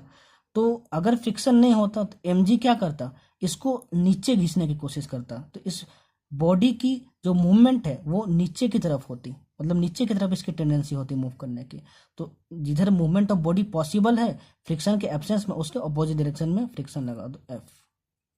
एफ मैंने यहाँ ये लगाया क्योंकि ये वाला जो पार्ट है वो इसके कांटेक्ट में है, तो फ्रिक्शन फोर्स ये लगा आपका। ठीक है, चलो अब इस ब्लॉक को मूव नहीं करना है, ठीक है ना। अगर ब्लॉक मूव नहीं कर रहा है तो कौन सा फ्रिक्शन लगने वाला है, स्टैटिक फ्रिक्शन लगने वाला है। और कोई फोर्स बची क्या है यहाँ पर, हाँ बच गई। देखो अब अगर ये एम अल्फा इधर फोर्स है, ठीक है ना, इस डायरेक्शन में, तो ये जो सूडो फोर्स है इस वाले पार्ट को दबाने की कोशिश कर रहा है। तो अगर ये दबाने की कोशिश कर रहा है तो ये जो पॉइंट सरफेस ऑफ कॉन्टेक्ट है, पॉइंट ऑफ कॉन्टेक्ट है, यहाँ पे एक नॉर्मल लगेगा, तो ये आपको क्या हो गया, नॉर्मल हो गया। ठीक, क्या हो गया आपका, नॉर्मल हो गया। ठीक है ना, चलो देखो अगर इस ब्लॉक को मूव नहीं करना है तो n is equal to M alpha होना चाहिए। इक्विलिब्रियम में है ये, n is equal to M alpha होना चाहिए। ठीक है, और अगर इस f की वैल्यू फाइंड करना मैं चाहूँ, इस f की वैल्यू मैं फाइंड करना चाहूँ, वो कितनी होगी। देखो अगर इसका हॉरिजॉन्टल डायरेक्शन में मोशन पॉसिबल नहीं है तो n is equal to M alpha. अगर इस वाले डायरेक्शन में आपका वर्टिकल मोशन में, ठीक है ना, आपका वर्टिकल मोशन में अगर पॉसिबल नहीं है मोशन, तो क्या लिखेंगे आप, F is greater than equal to M G. ठीक है ना, इतना होना चाहिए। ठीक है, अच्छा इस एफ की मैक्सिमम वैल्यू आप कितना ले सकते हो, म्यू एस इंटू एन। तो एन की वैल्यू कितनी है, M alpha is greater than equal to M G. ठीक, तो यहाँ से देखो m और m कैंसिल हो गया, और जो अल्फा की वैल्यू आई वो greater than equal to G by mu आई। ठीक है, यही हो गया आपका आंसर। ठीक है, मतलब इस कार का एक्सेलरेशन इसके इक्वल या फिर इससे ग्रेटर हुआ तो ये ब्लॉक इसके कांटेक्ट को नहीं छोड़ेगा। ठीक है ना, यहीं पे चिपका रहेगा। ठीक है, इसको डायरेक्ट रिजल्ट के तौर पे भी याद कर लेना। ठीक है, मैंने क्या बोला कि आप इस पे बैठ के देखें, तो इस कार का एक्सेलरेशन इस डायरेक्शन में था, यहाँ पे सूडो फोर्स लगा, इस सूडो फोर्स से ये वाला पार्ट दब रहा होगा तो यहाँ पे नॉर्मल आएगा। ठीक है, फ्रिक्शन ऊपर क्यों लगेगा ये देख लेते हैं। अगर फ्रिक्शन यहाँ पर नहीं हुआ होता तो ब्लॉक पे mg नीचे फोर्स लगता, ये इसको नीचे गिराने की कोशिश करता, और अगर इसको ये नीचे गिराने की कोशिश करता है तो फ्रिक्शन इसके अपोजिट डायरेक्शन में लग जाता। तो अगर इस डायरेक्शन में बॉडी का मूवमेंट नहीं है तो n equal to M alpha, अगर इस डायरेक्शन में बॉडी का मूवमेंट नहीं है तो f should be greater than equal to M G. ठीक है, मैक्सिमम वैल्यू f की कितनी हो सकती है, म्यू इंटू एम अल्फा हो सकती है। ये मैं लिमिटिंग कंडीशन फाइंड करना हो, is greater than equal to M G, M M cancel हो गया, तो alpha is greater than equal to G by mu आ गया। ठीक है, ये हो गया आपका क्या, ये हो गया आपका आंसर। ठीक है, alpha is greater than equal to G by mu. ठीक है, होप कि आपको समझ में आया होगा। चलो अगर समझ में आ गया तो भाई अब हम लोग आगे बढ़ते हैं। ठीक, अब देखो angle of repose, angle of repose और एंगल ऑफ स्लाइडिंग क्या होता है, देखो अच्छे से समझना। बहुत छोटा सा कॉन्सेप्ट है लेकिन कभी कभार यूज आ जाता है, इसलिए मैं बता देता हूँ। It is minimum angle of inclination, it is minimum angle of inclination of a plane with the horizontal, सबको समझाऊंगा पहले लिख लो, at which a body placed on it begins to slide down, begins to slide down, begins to slide down मतलब just जो slip ना कर रहा हो, मतलब डजंट स्लाइड। ठीक है, देखो इसका मतलब क्या है अच्छे समझो। हमारे पास एक कोई प्लेन है, ठीक है, हमारे पास कोई प्लेन है, ठीक है, इस पे एक ब्लॉक रखा हुआ है। देखो इस पे एक ब्लॉक रखा है, इसका मान लो मास स्मॉल है, ठीक है ना।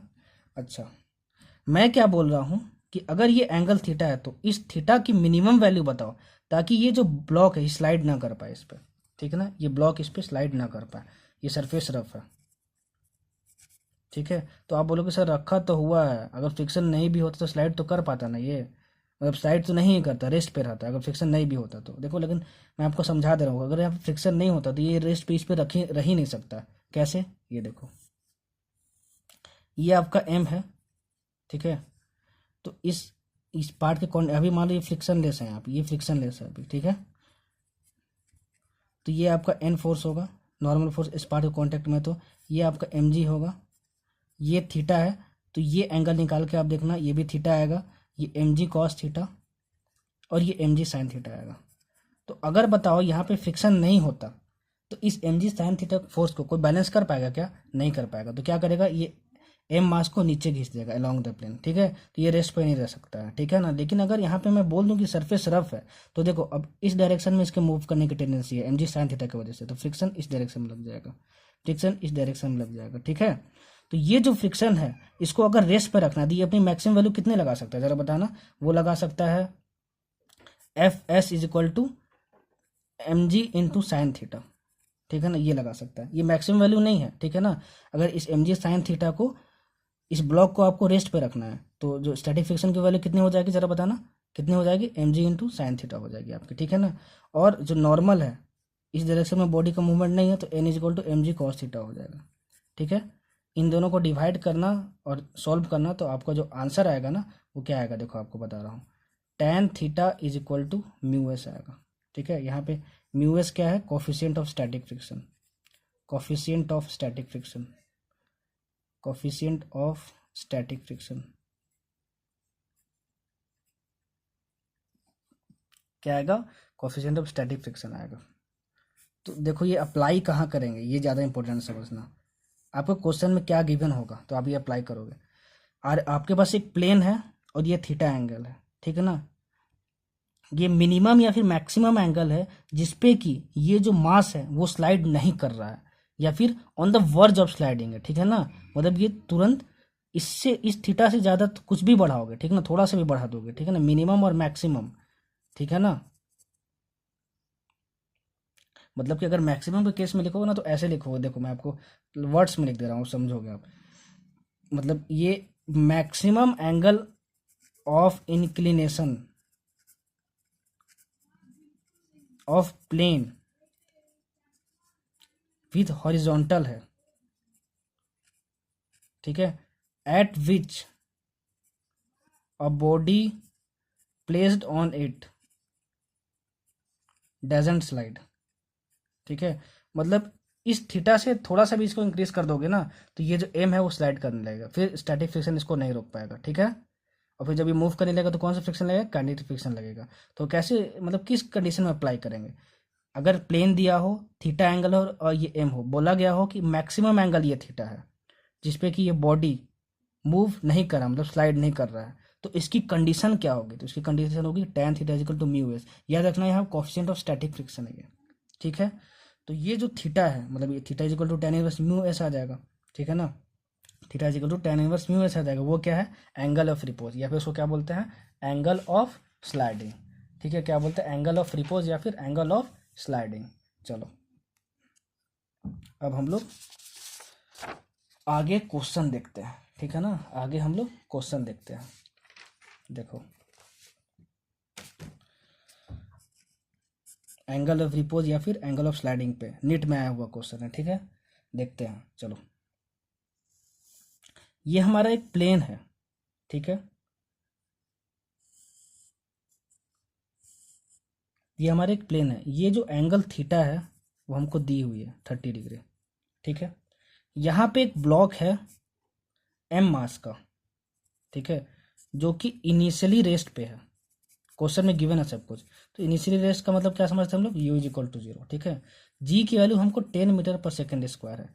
इस एंगल ऑफ इंक्लिनेशन पे ये बॉडी स्टार्ट्स टू स्लिप करता है। स्टार्ट्स टू स्लिप मतलब कि on the verge of sliding है, मतलब स्लाइड किया नहीं, बस स्लाइड करने ही वाला है। मतलब क्या? ये मैक्सिमम वैल्यू है, on the verge of sliding. अभी मैंने जस्ट पढ़ा, ठीक है ना।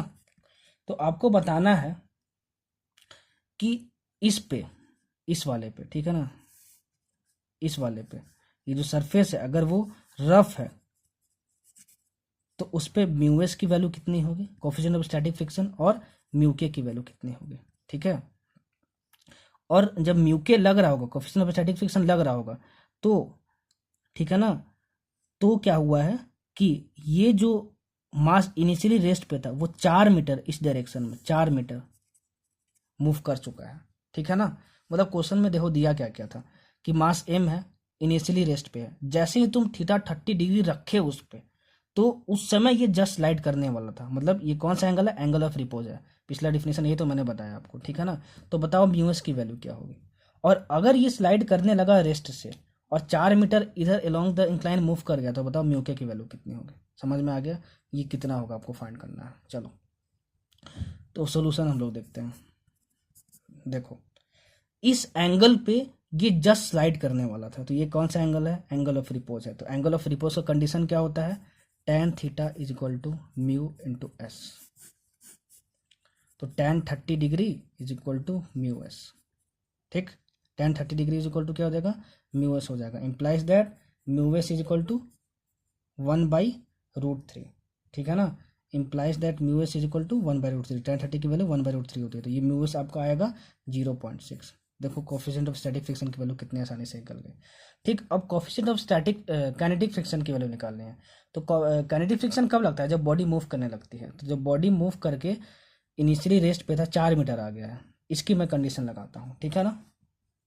देखो ये इस डायरेक्शन में मूव कर रहा है, इस वाले डायरेक्शन में मूव कर रहा है। तो देखो ये तो इस डायरेक्शन में इस बॉडी के लिए स्ट्रेट लाइन ही हुआ ना, और इनिशियली ये रेस्ट पे था, ठीक है। तो जरा इस बॉडी की मैं काइनेमेटिक्स देखता हूँ। देखो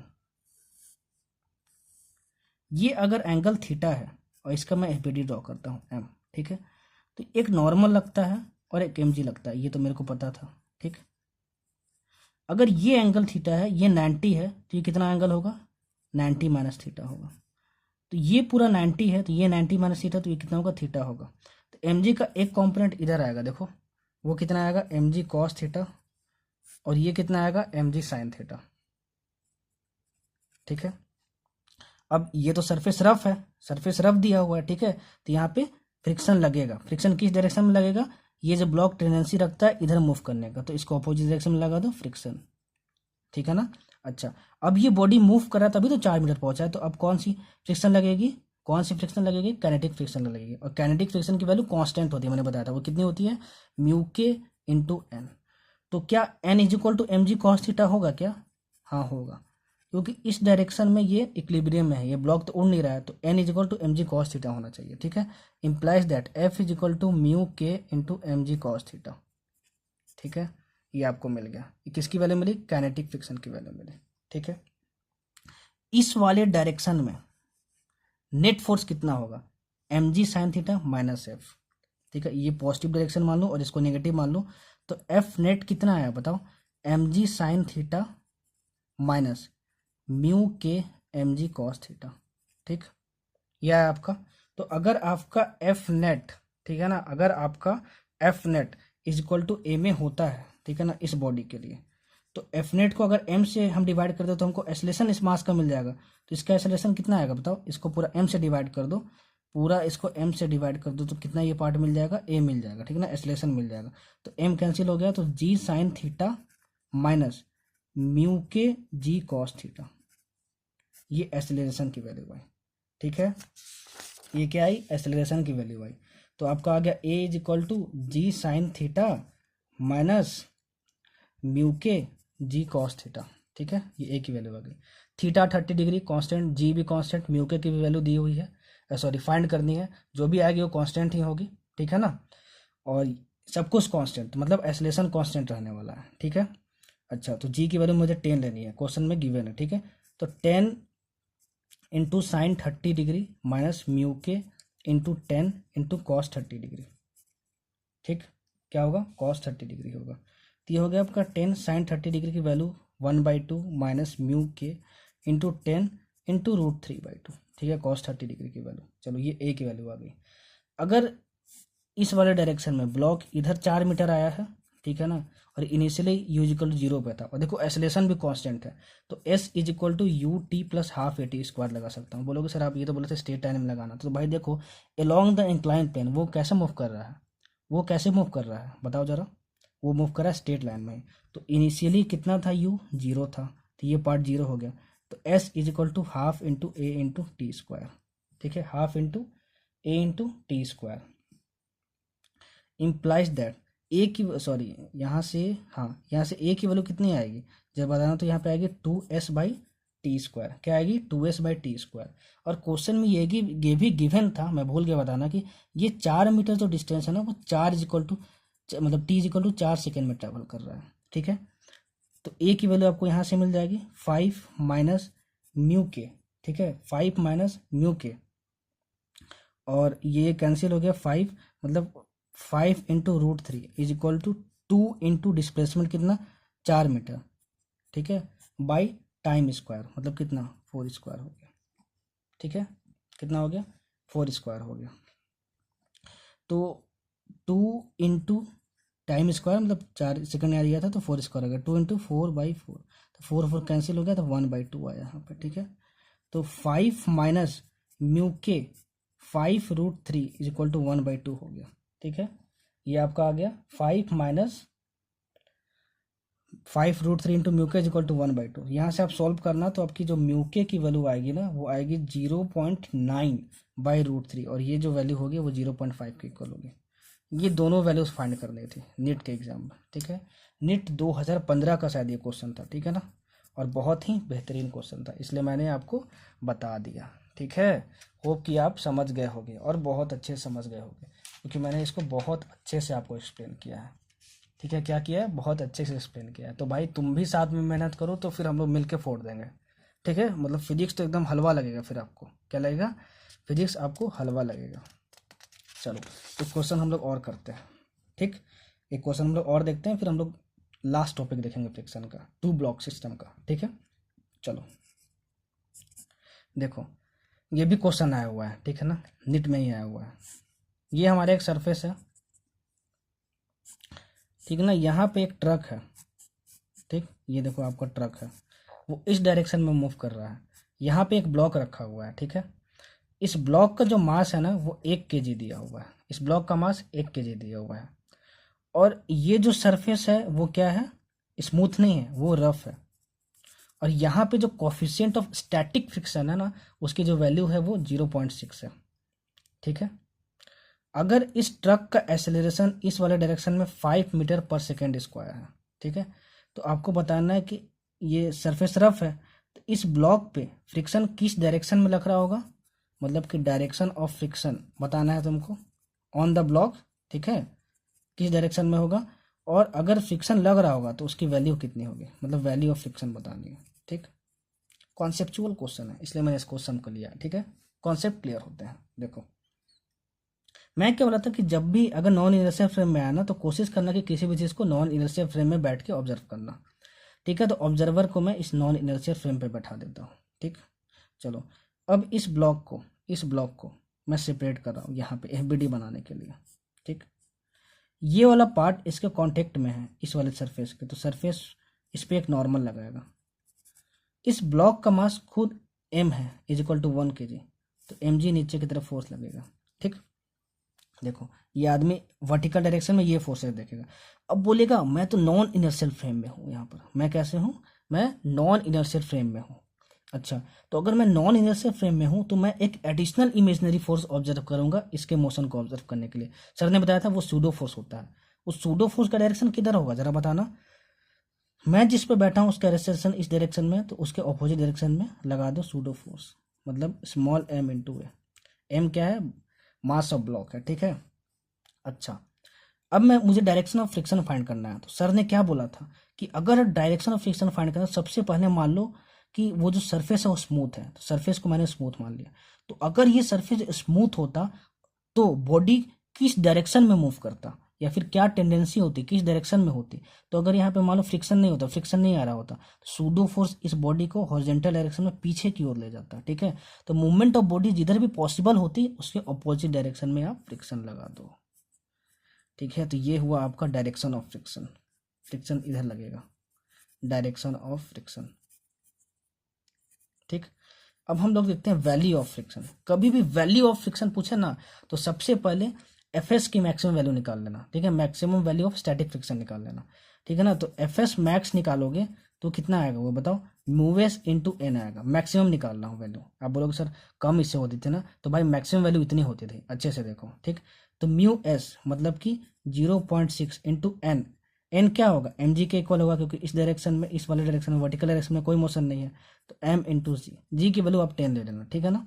तो 6/10 इंटू 1 इंटू 10, ठीक है।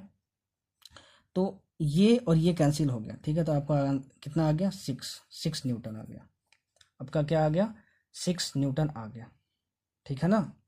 चलो, ये मैक्सिमम आया, ठीक है ना, मैक्सिमम फ्रिक्शन फोर्स की वैल्यू आई, मैक्सिमम स्टैटिक फ्रिक्शन फोर्स की वैल्यू आई। ये क्या चाहता है स्टैटिक फ्रिक्शन, कि मैं इसको मूव ना करना दो। बहुत बदमाश होता है, मैं आपको पहले ही बताया, बहुत चालाक होता है, बोलता है मेरी मैक्सिमम क्षमता इतनी है, इस क्षमता के अंदर में अगर मैं कोई फोर्स लगा सकूं तो इस ब्लॉक को मैं मूव नहीं करने दूंगा, ठीक है ना। इस ब्लॉक को पीछे मूव करवाने के लिए कौन सा फोर्स है, एम ए है। तो सूडो फोर्स की वैल्यू कितनी है, यहाँ पे देखो, सूडो फोर्स की वैल्यू है आपके पास एम इंटू ए, मतलब 1 इंटू, और एक्सेलरेशन कितना है, 5 है, तो ये है आपका 5 न्यूटन, ठीक है। आपका क्या है, 5 न्यूटन है, ठीक है। तो बोलेगा कि भाई तुमने तो इस ब्लॉक पे लगाया है 5 न्यूटन, ठीक है, और मैं मैक्सिमम लगा सकता हूँ 6 न्यूटन, तो मैं भाई ब्लॉक को नहीं ले जाने दूंगा, ठीक है, मैंने पहले बता चुका है ये कॉन्सेप्ट, मैं ब्लॉक को नहीं ले जाने दूंगा, ये सेल्फ एडजस्टिंग फोर्स है, मेरी क्षमता है 6 न्यूटन, ठीक है। तो अगर मैं 5 न्यूटन ही लगा के इस वाले डायरेक्शन में, देखो इस वाले डायरेक्शन में, तो मैं रोक सकता हूँ, तो मैं बस 5 ही न्यूटन लगाऊंगा, ठीक है। तो ये अपनी वैल्यू 5 न्यूटन लगा देगा, और इस 5 न्यूटन की वैल्यू को कैंसिल कर देगा, और ये ब्लॉक मूव नहीं करेगा, ठीक है, और अपना 1 न्यूटन बचा भी लेगा, समझे। तो फ्रिक्शन फोर्स की वैल्यू कितनी आ जाएगी, 5 न्यूटन आ जाएगी, और ये जो ब्लॉक है वो मूव नहीं करेगा, ब्लॉक विल नॉट मूव, ठीक है, आया समझ में। चलो अब ये आपको समझ में आ गया, ठीक है ना। अब हम लोग पढ़ते हैं टू ब्लॉक सिस्टम। देखो भाई, आज तक इससे नीट्स में क्वेश्चन नहीं आया हुआ है, और बहुत कम चांसेस हैं कि आएगा, लेकिन फिर भी मैं आपको बता देता हूँ, ठीक है, क्योंकि आने के चांसेस तो बनते ही हैं, तो मेरा फ़र्ज़ है बताना, ठीक है, हर चीज़ कवर करूँगा, ठीक। देखो, टू ब्लॉक सिस्टम मतलब कि देखो ऐसा कुछ क्वेश्चन आता है, ये ब्लॉक है, इसके ऊपर भी एक ब्लॉक रखा हुआ है, ठीक है ना, और यहाँ पे फ्रिक्शन प्रेजेंट होगा, यहाँ पे होगा, या फिर दोनों जगह प्रेजेंट होगा, दिया रहेगा, यहाँ पे ए है और ये बी है, ठीक है, और यहाँ पे एक एफ फोर्स लगाया गया है, ठीक है। चलो, और यहाँ पे फ्रिक्शन प्रेजेंट है, यहाँ पे प्रेजेंट है, यहाँ पे प्रेजेंट है, या फिर दोनों में से कहीं एक जगह प्रेजेंट है, तो ऐसे क्वेश्चन को कैसे सोल्व करते हैं, पहले स्टेप्स लिख लो, ठीक है ना, उसके बाद फिर मैं आपको बताऊंगा एक क्वेश्चन लेकर, ठीक है ना, अच्छे से एक्सप्लेन करूंगा, ठीक है। चलो, इन दोनों बॉडी को, ठीक है, एक कंबाइंड मोशन करवाओ, इन दोनों बॉडी का, मतलब कि सबसे पहले क्या करो, draw FBD of combined block system, ठीक है, सबसे पहला स्टेप। अगर इन दोनों बॉडी को कंबाइन करके फ्रिक्शन आए, मतलब इफ फ्रिक्शन, सब कुछ समझाऊंगा तुमको, ठीक है ना, if friction appears in the FBD, ठीक है, then take its maximum value किसकी, then takes its maximum value of static friction, ठीक है। दूसरा, ठीक है, एज्यूमिंग कॉम्बाइंड मोशन, सबका मतलब समझाऊंगा, ठीक है ना, ये तो बस लिखा रहा हूँ कि मतलब जो समझा दूँ, फिर दोबारा इसको पढ़ो तो आपको खुद से समझ में आ जाए, ठीक है ना, मैं बस समझाऊंगा आपको क्वेश्चन, ठीक है, आप खुद पढ़ोगे ये और खुद आपको समझ में आ जाएगा। एज्यूमिंग कॉम्बाइंड मोशन, मान लो कि दोनों एक साथ चल रहे हैं, ठीक है, फाइंड द कॉमन एक्सेलरेशन,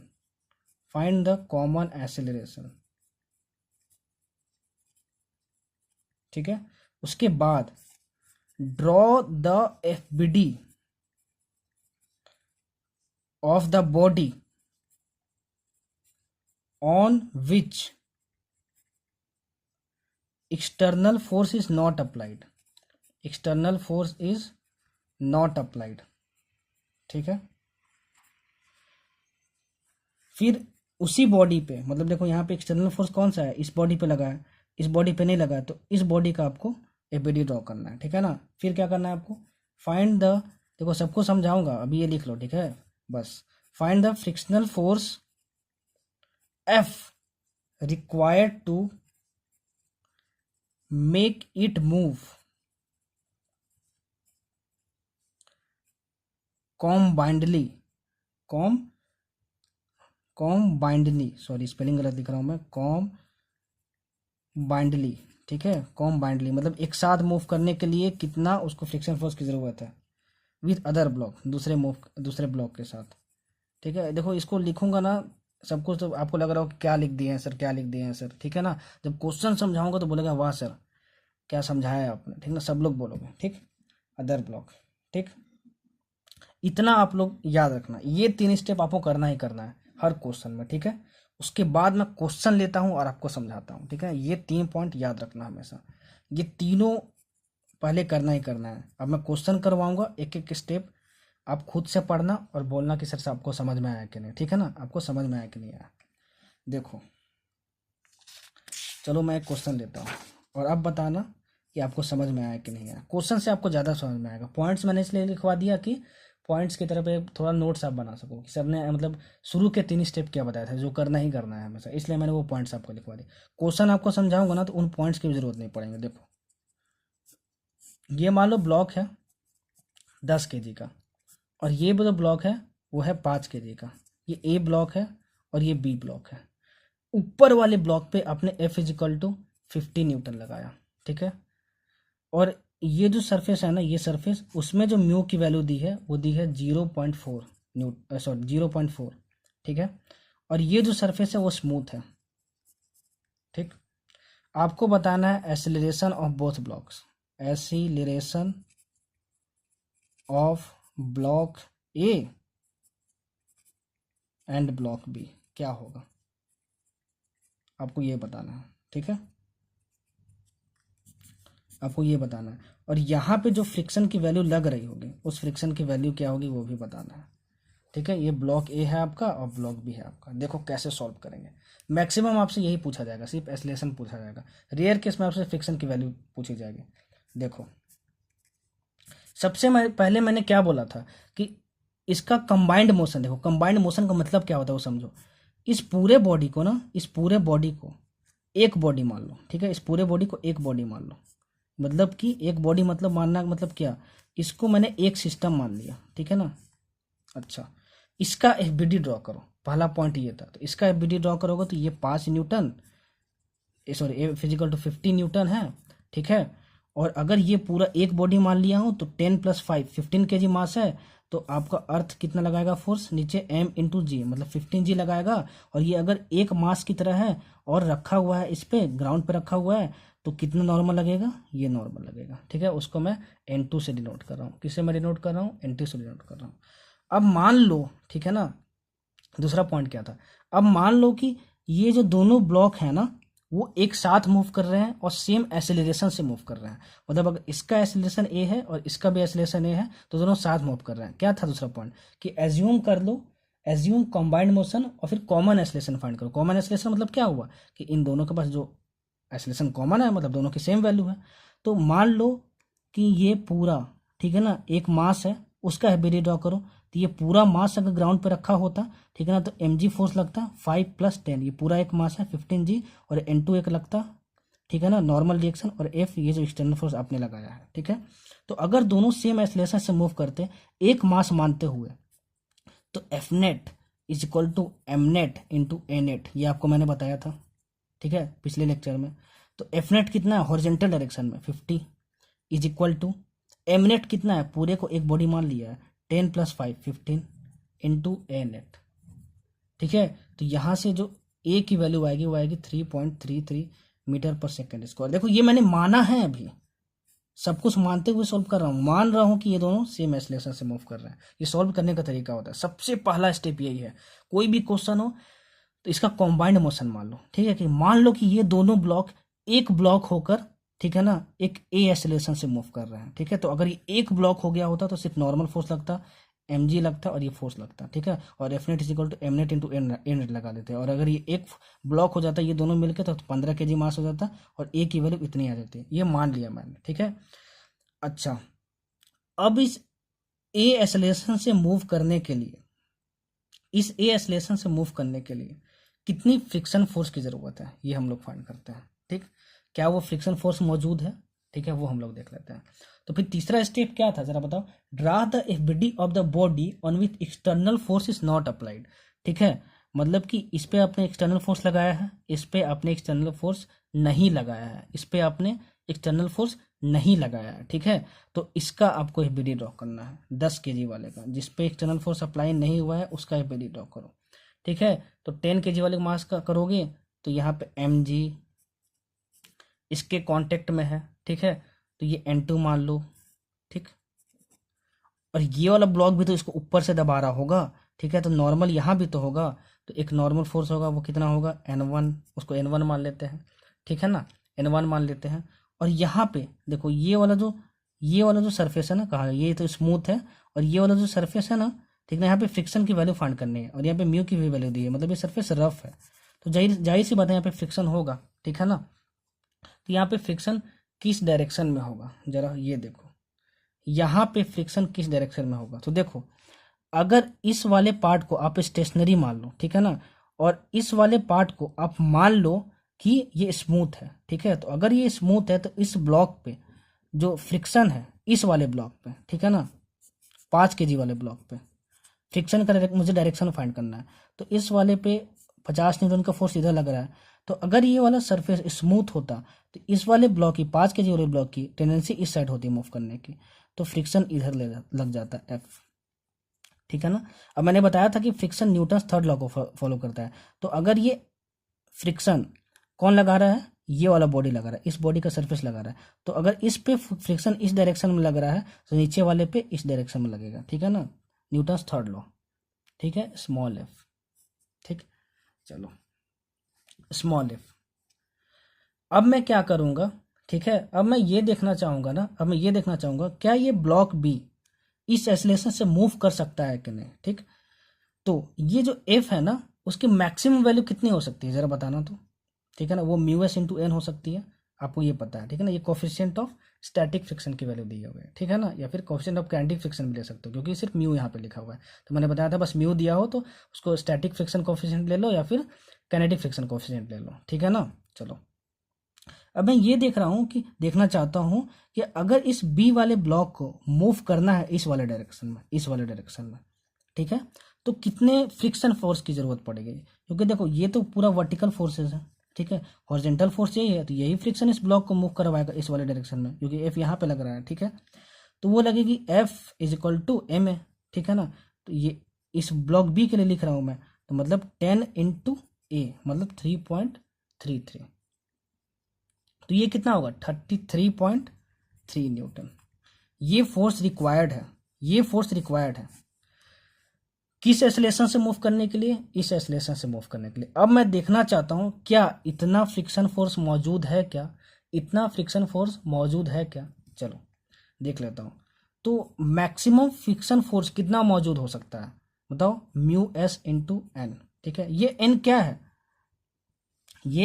है, ठीक है ना। आप ये किस ब्लॉक के लिए लिख रहे हो, ब्लॉक बी के लिए लिख रहे हो, ठीक है, तो ब्लॉक बी का एफबीडी आपका कहाँ था जरा बताना तो, ब्लॉक बी का आपका एफबीडी यहाँ पे था, ठीक है ना, ब्लॉक बी का आपका एफबीडी यहाँ पे था, ठीक। और ब्लॉक ए का एफबीडी कहाँ था जरा बताना तो, ब्लॉक ए का एफबीडी तो मैंने बनाया नहीं, चलो ब्लॉक ए का एफबीडी बना लेते हैं। ब्लॉक ए का एफबीडी यहाँ पे है, ठीक है, ये फ्रिक्शन हो गया, सॉरी ये फोर्स हो गया एक्सटर्नल फोर्स, और ये फ्रिक्शन हो गया, ठीक है ना, और ये N1 हो गया, ठीक, N1 हो गया आपका, ठीक है। N1 यहाँ पे कैसे आया, अगर ये ब्लॉक इस ब्लॉक को नीचे N1 से दबा रहा होगा तो ये भी ब्लॉक ऑपोजिट रिएक्शन देगा और इस पे नॉर्मल रिएक्शन लगेगा, N1 लगाएगा। तो F की मैक्सिमम वैल्यू कितनी पॉसिबल है वो हम देखते हैं, ठीक है ना।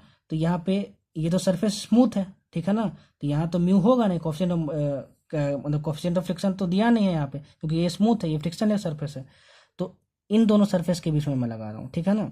यहाँ पे जो एफ लग रहा है उसकी मैक्सिमम वैल्यू फाइंड करना चाहता हूँ, क्योंकि अगर ये जो एफ की वैल्यू फाइंड कर लिया तो यही तो एफ की वैल्यू यहाँ पर वही तो होगी, ये एफ है और ये भी तो एफ तो है, ठीक है ना, तो ये फाइंड कर लिया तो ये भी एफ आ जाएगा, तो F S is equal to mu S into N, तो यहाँ पर कितना आ गया 0.4 N1 है, सॉरी 0.4 इंटू N1 की वैल्यू कितनी होगी जरा बताना तो, कहाँ गए ये N1, और इस ब्लॉक पे 5G नीचे फोर्स लग रहा होगा, अर्थ लगा रहा होगा, तो इस डायरेक्शन में कोई मोशन है नहीं, तो N1 is equal to mg, ठीक है, तो मतलब कि 5 इंटू जी, मतलब 5 इंटू जी कितना होगा 5 इंटू जी की वैल्यू आप ले लो 10, तो ये आपका आ गया 50 न्यूटन, ठीक है, आपका कितना आ गया 50 न्यूटन आ गया, तो 0.4 इंटू 50 आ गया, तो ये 4/10 इंटू 50, और ये कैंसिल हो गया, तो ये आपका 20 न्यूटन आ गया, ठीक। ये आपका 20 न्यूटन आ गया। ये दोनों वैल्यू याद रखो अभी, ठीक है। और नेक्स्ट स्लाइड में आ जाओ आप नेक्स्ट स्लाइड में। देखो ब्लॉक ए पे आपने फोर्स लगाया था कितना, 50 न्यूटन का, ठीक है। ब्लॉक बी पे आपने कोई एक्सटर्नल फोर्स नहीं लगाया था, लेकिन अब ये भी आगे मूव कर सकता है। किसके मदद से, फ्रिक्शन के मदद से। अभी मैंने एफबीडी बनाया और फ्रिक्शन का डायरेक्शन ये आ रहा था, ठीक है ना। चलो इसके मदद से अगर दोनों एक साथ कॉमन एक्सेलरेशन से मूव करते तो वो कॉमन एक्सेलरेशन होती 3.33 मीटर पर सेकेंड स्क्वायर, ठीक है ना, ये होता। चलो अगर दोनों मूव करते, ये मैं एज्यूम कर रहा हूँ, ठीक है ना। अब इस एक्सेलरेशन से मूव करने के लिए ये दोनों ब्लॉक हम मान लिए कि इस एक्सेलरेशन से मूव कर रहे हैं, ठीक है। तो इस ब्लॉक को तो ये एफ फोर्स मूव करवा रहा है, लेकिन इस ब्लॉक को फ्रिक्शन फोर्स में मूव करवा रहा है, ठीक है। तो मैंने ये देखा, ठीक है ना, कि इस एक्सेलरेशन से मूव करने के लिए इस ब्लॉक पे कितने फ्रिक्शन फोर्स की जरूरत है, क्योंकि इस ब्लॉक को तो बस हॉरिजॉन्टल डायरेक्शन में फ्रिक्शन फोर्स लग रहा है ना, यही तो बस मूव करवा रहा है। तो वो मैंने निकाला, एफ इज इक्वल टू, ये 10 kg का था, एम है 10 into 3.33 A is equal to कितना आ गया था, 33.3 न्यूटन, ठीक ना, यही आया था शायद, हाँ 33.3 न्यूटन आया था हमारा, ठीक है। चलो ये जरूरत है, ये रिक्वायर्ड फ्रिक्शन है, ठीक है। किस कंडीशन के लिए, ताकि एक्सेलरेशन इतना हो सके। हम देखते हैं कि हमारे पास फ्रिक्शन मौजूद कितना है, तो हम लोग वो फाइंड किया, F S is equal to mu S into N one, और वो वैल्यू हमारी कितनी आ गई थी पिछले स्लाइड में, देखो 4/10 इंटू 50, ये कैंसिल 20 न्यूटन। अगर हमें इस एक्सेलरेशन से दोनों ब्लॉक को मूव करवाना है तो रिक्वायर्ड फ्रिक्शन आया इतना। हमारे पास मैक्सिमम फ्रिक्शन की वैल्यू कितनी है, देखो तभी तो मैंने इक्वल लिखा है, F S equal to mu S into N one, 20 newton है, और रिक्वायरमेंट है इतने की। तो भाई बोलेगा मेरी क्षमता तो इतनी ही है देने की, इतनी ही मैं दे सकता हूँ फ्रिक्शन के वैल्यू, लेकिन आपको इस एक्सेलरेशन से मूव करवाने के लिए इतना फ्रिक्शन चाहिए। तो क्या दोनों इस एक्सेलरेशन से मूव कर पाएंगे, नहीं कर पाएंगे। कितना फ्रिक्शन चाहिए था इसको इसी एक्सेलरेशन से मूव करवाने के लिए, इतना चाहिए था। हमारे पास मैक्सिमम कितना है, 20 न्यूटन का है। हमारे पास मैक्सिमम कितना है, 20 न्यूटन का है, और रिक्वायरमेंट इतनी की थी इस चीज़ को करवाने के लिए, इस एक्सेलरेशन को अचीव करने के लिए। तो क्या अचीव हो पाएगा, नहीं हो पाएगा। इसलिए जो मैंने एजम्पशन लिया था कि दोनों सेम एक्सेलरेशन से मूव करेंगे, वो हमारा गलत हो गया। क्या हो गया, हमारा गलत हो गया। इसका मतलब कि अगर वो गलत हो गया, एक साथ मूव नहीं करेंगे, तो फिर कैसे मूव करेंगे, blocks will move separately, blocks will move separately, ठीक है ना।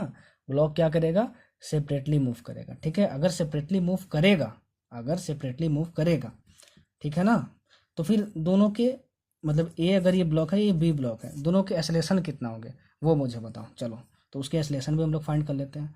ब्लॉक ए का एफबीडी बनाए थे तो देखो ऐसे आया था, पिछले स्लाइड में देख लेना, ये N1 होगा, मैं दोबारा एक्सप्लेन नहीं करूंगा, और ये F हो गया इज इक्वल टू 50 न्यूटन, और इसका 5 kg मास था, तो ये ग्रेविटी लगाएगा M into g is equal to 5G, और ये फ्रिक्शन लगेगा। अब फ्रिक्शन की वैल्यू कितनी होगी, आप फाइंड कर चुके हो, 20 न्यूटन होगी। क्यों, क्योंकि मैंने क्या बताया था कि स्टैटिक फ्रिक्शन क्या चाहता है, मैक्सिमम मैं उसको कितना रोक सकता हूँ वो मैं लगा दूंगा अगर मेरी क्षमता होगी तो, ठीक है। तो रिक्वायरमेंट इतने की थी, ठीक है, और ये मैक्सिमम इतना लगा सकता है, ठीक है ना। तो इतना लगाने के बाद भी वो ब्लॉक को नहीं रोक पाएगा, क्योंकि ये एक्सेलरेशन पाने के लिए, दोनों को एक साथ मूव करने के लिए इतना फोर्स की जरूरत थी। लेकिन ये क्या बोलेगा, मेरे पास इतनी ही मैक्सिमम क्षमता है, तो मैं जितनी तुम्हारी एक्सेलरेशन कम कर सकता हूँ उतना करूंगा। यही तो स्टैटिक फ्रिक्शन बोला था। तो स्टैटिक फ्रिक्शन की मैक्सिमम वैल्यू लग रही होगी 20 न्यूटन लग रही होगी, ठीक है। तो मुझे वैल्यू ऑफ फ्रिक्शन भी फाइंड करना था क्वेश्चन में। क्या फाइंड करना था, वैल्यू ऑफ फ्रिक्शन भी फाइंड करना था। हमारे पास कितना आ गया, 20 न्यूटन आ गया, ठीक। चलो इस वाले ब्लॉक को, ब्लॉक ए को इस डायरेक्शन में कौन मूव करवा रहा है, एफ और फ्रिक्शन का रिजल्टेंट फोर्स। तो F net is equal to M a लगाऊंगा इस वाले ब्लॉक पे, तो एफ नेट कितना आ गया, 50 माइनस 20 मतलब 30 इज इक्वल टू मास कितना है इस ब्लॉक का, 5 इंटू ए, मतलब ए इज इक्वल टू 6 मीटर पर सेकेंड स्क्वायर। ये एक्सेलरेशन ऑफ ब्लॉक ए आया, ठीक। वैसे ही ब्लॉक का एफबीडी, ब्लॉक बी का एफबीडी मैंने ड्रॉ किया था, तो हॉरिजॉन्टल डायरेक्शन में एफबीडी बस यही आता है, क्योंकि ये हॉरिजॉन्टल डायरेक्शन ही पॉसिबल है इसका बस, ठीक ना। ये उड़ तो नहीं रहा है, इसलिए मैं इस डायरेक्शन में एफबीडी क्यों फालतू कर रहा है ड्रॉ करूँ, उससे हमारा टाइम वेस्ट होगा।